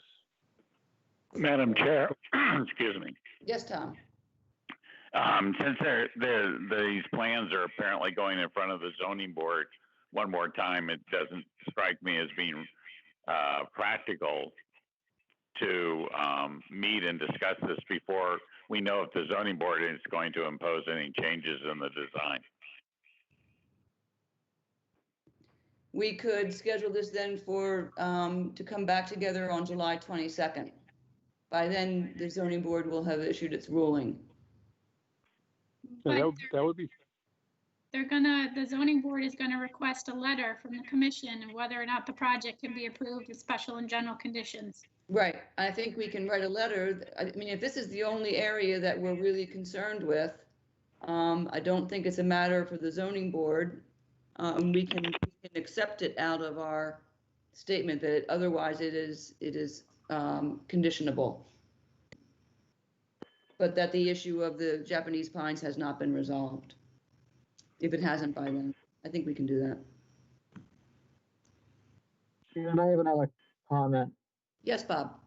On the septic retaining wall at 46, I know Thad didn't think there was enough room to plant in front of that wall to kind of camouflage it. I just like Jen's opinion on that, if I could. In terms of planting in front of the retaining wall? Yes. So Well, Thad again, and I had a specific. Yeah, specifically the retaining wall at 46 up against Seagull. Yep. Thad and I had a little bit of further discussion about that, and I feel like given its proximity to the road, which is a fairly narrow road, I would not advise planting anything that got more than like 18 inches to 24 inches tall at the very, very most there, which may not screen that entire wall just because of a pure safety and hazard standpoint for vehicles traveling, people walking, that kind of a thing. So in terms of planting there, if we were to propose some sort of planting, my recommendation would be either native grasses that stay lower, like blue stem, or something like sweet fern that would also be able to grow well there, but that stays low. Excuse me, Jen. Excuse me, Bob. Bill Riley. Jen, what about planting something on top that would hang over the top of the wall? That might be possible. It would depend if the commission would. I would say that the plant selection depends on whether the commission would require it be a native species or not. There's not a lot of native species that stay low and trail, like to grow over things is what I'm getting at, versus more ornamental plantings in nature, you have a wider selection. Maybe like the Tony, something like that. Madam Chair, Yes. Chair, this is Kermit Eaton. Could I make a comment? Yes, Mr. Eaton. I didn't realize you were here with us. Okay. Yes, I live at right down the street there, 35 Little Beach Road. The distance between the road and the current concrete barrier is along Seagull is about 6 feet and elevated from the road. And at the point there that I believe Janet Dugan owns a portion of, it's about 10 feet and also elevated. I don't know. I can't argue whether you could justify putting planting there or not. But I would like to offer another suggestion. Down Seagull Road, with an eye shot of 46, two people have recently remodeled their homes, and they do have a barrier in front of their house, and they put stone facade on the concrete barrier, which is very attractive. And it may mitigate some of the concerns that people have about an unattractive plain concrete wall. If they could put a facade of a stone, and again, within 200, 300 feet from there, that's what the neighbors did. And that would be consistent with what the neighbors do and maybe get around this planting issue. Okay, thank you, Mr. Eaton. You're welcome.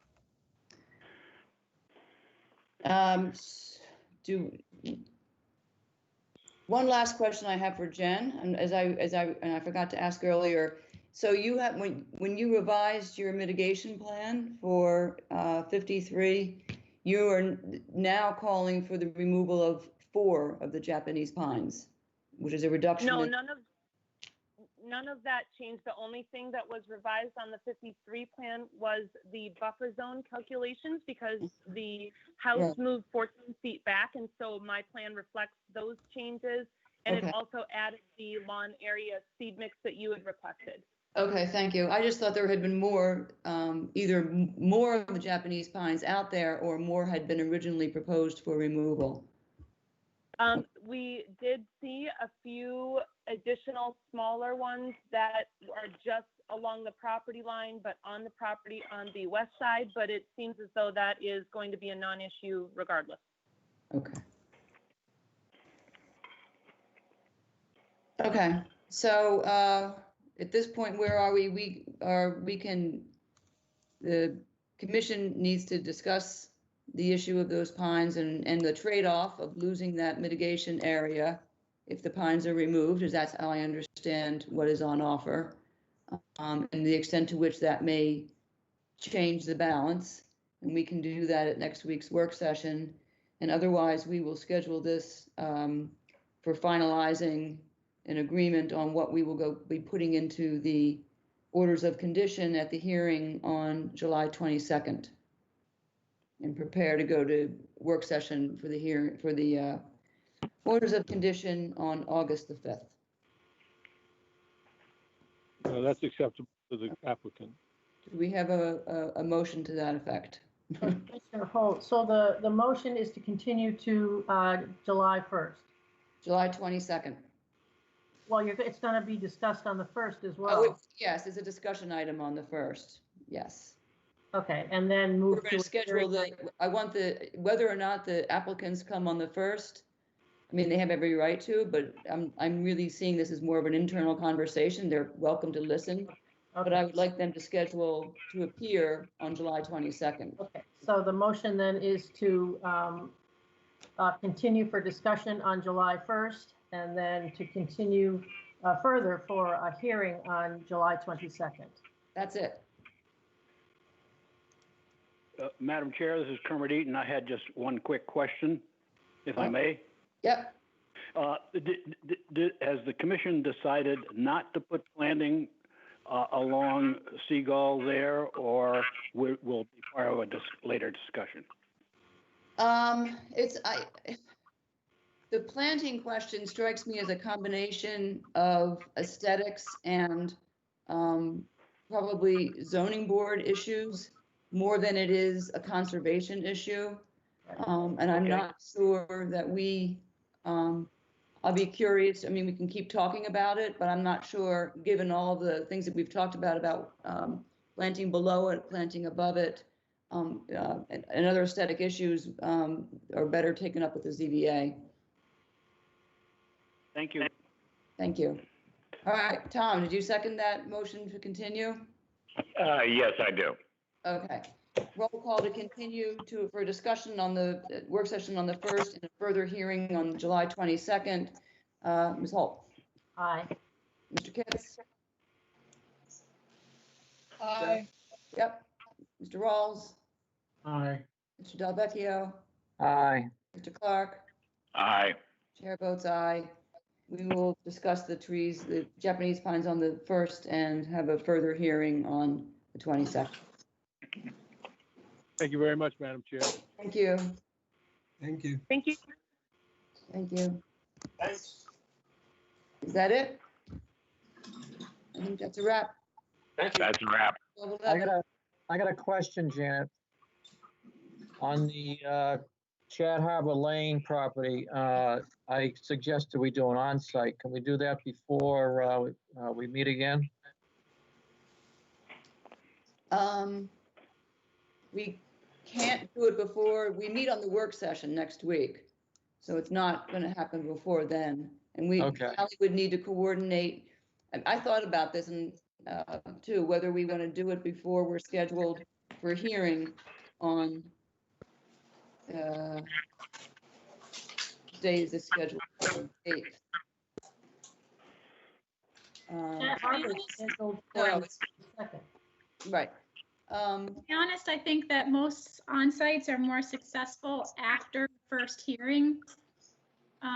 Because the applicant has already done their formal presentation of the project. Now with the advent of, the doodle calendar that we're all used to doing, scheduling on-sites is relatively quick. In the past, it's usually taken several weeks. Ultimately, it's up to the commission. Okay, that's fine. So, I think we'll do it after we have our first hearing. I think that's right. We have there's a number of preliminary issues to be worked through in terms of ownership of parcels and things like that, and easement rights and who's doing what, and all of that kind of getting some clarity at a hearing will help the on-site. So I believe that's probably better. All right, do we have a motion to adjourn? To my fellow commissioners, I will miss you all, really.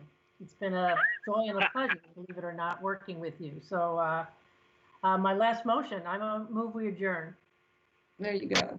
I'll second that motion. And everything else you just said. Roll call vote for motion to adjourn. Dee Dee's last. And God bless Dee Dee. Yeah. All right, Dee Dee, roll call vote. Aye. Aye. Joe. Aye. Bob. Aye. Aye. Bob Delvecchio. Aye. Tom. Tom votes aye. I vote aye. Aye. We adjourn at 12:14 p.m.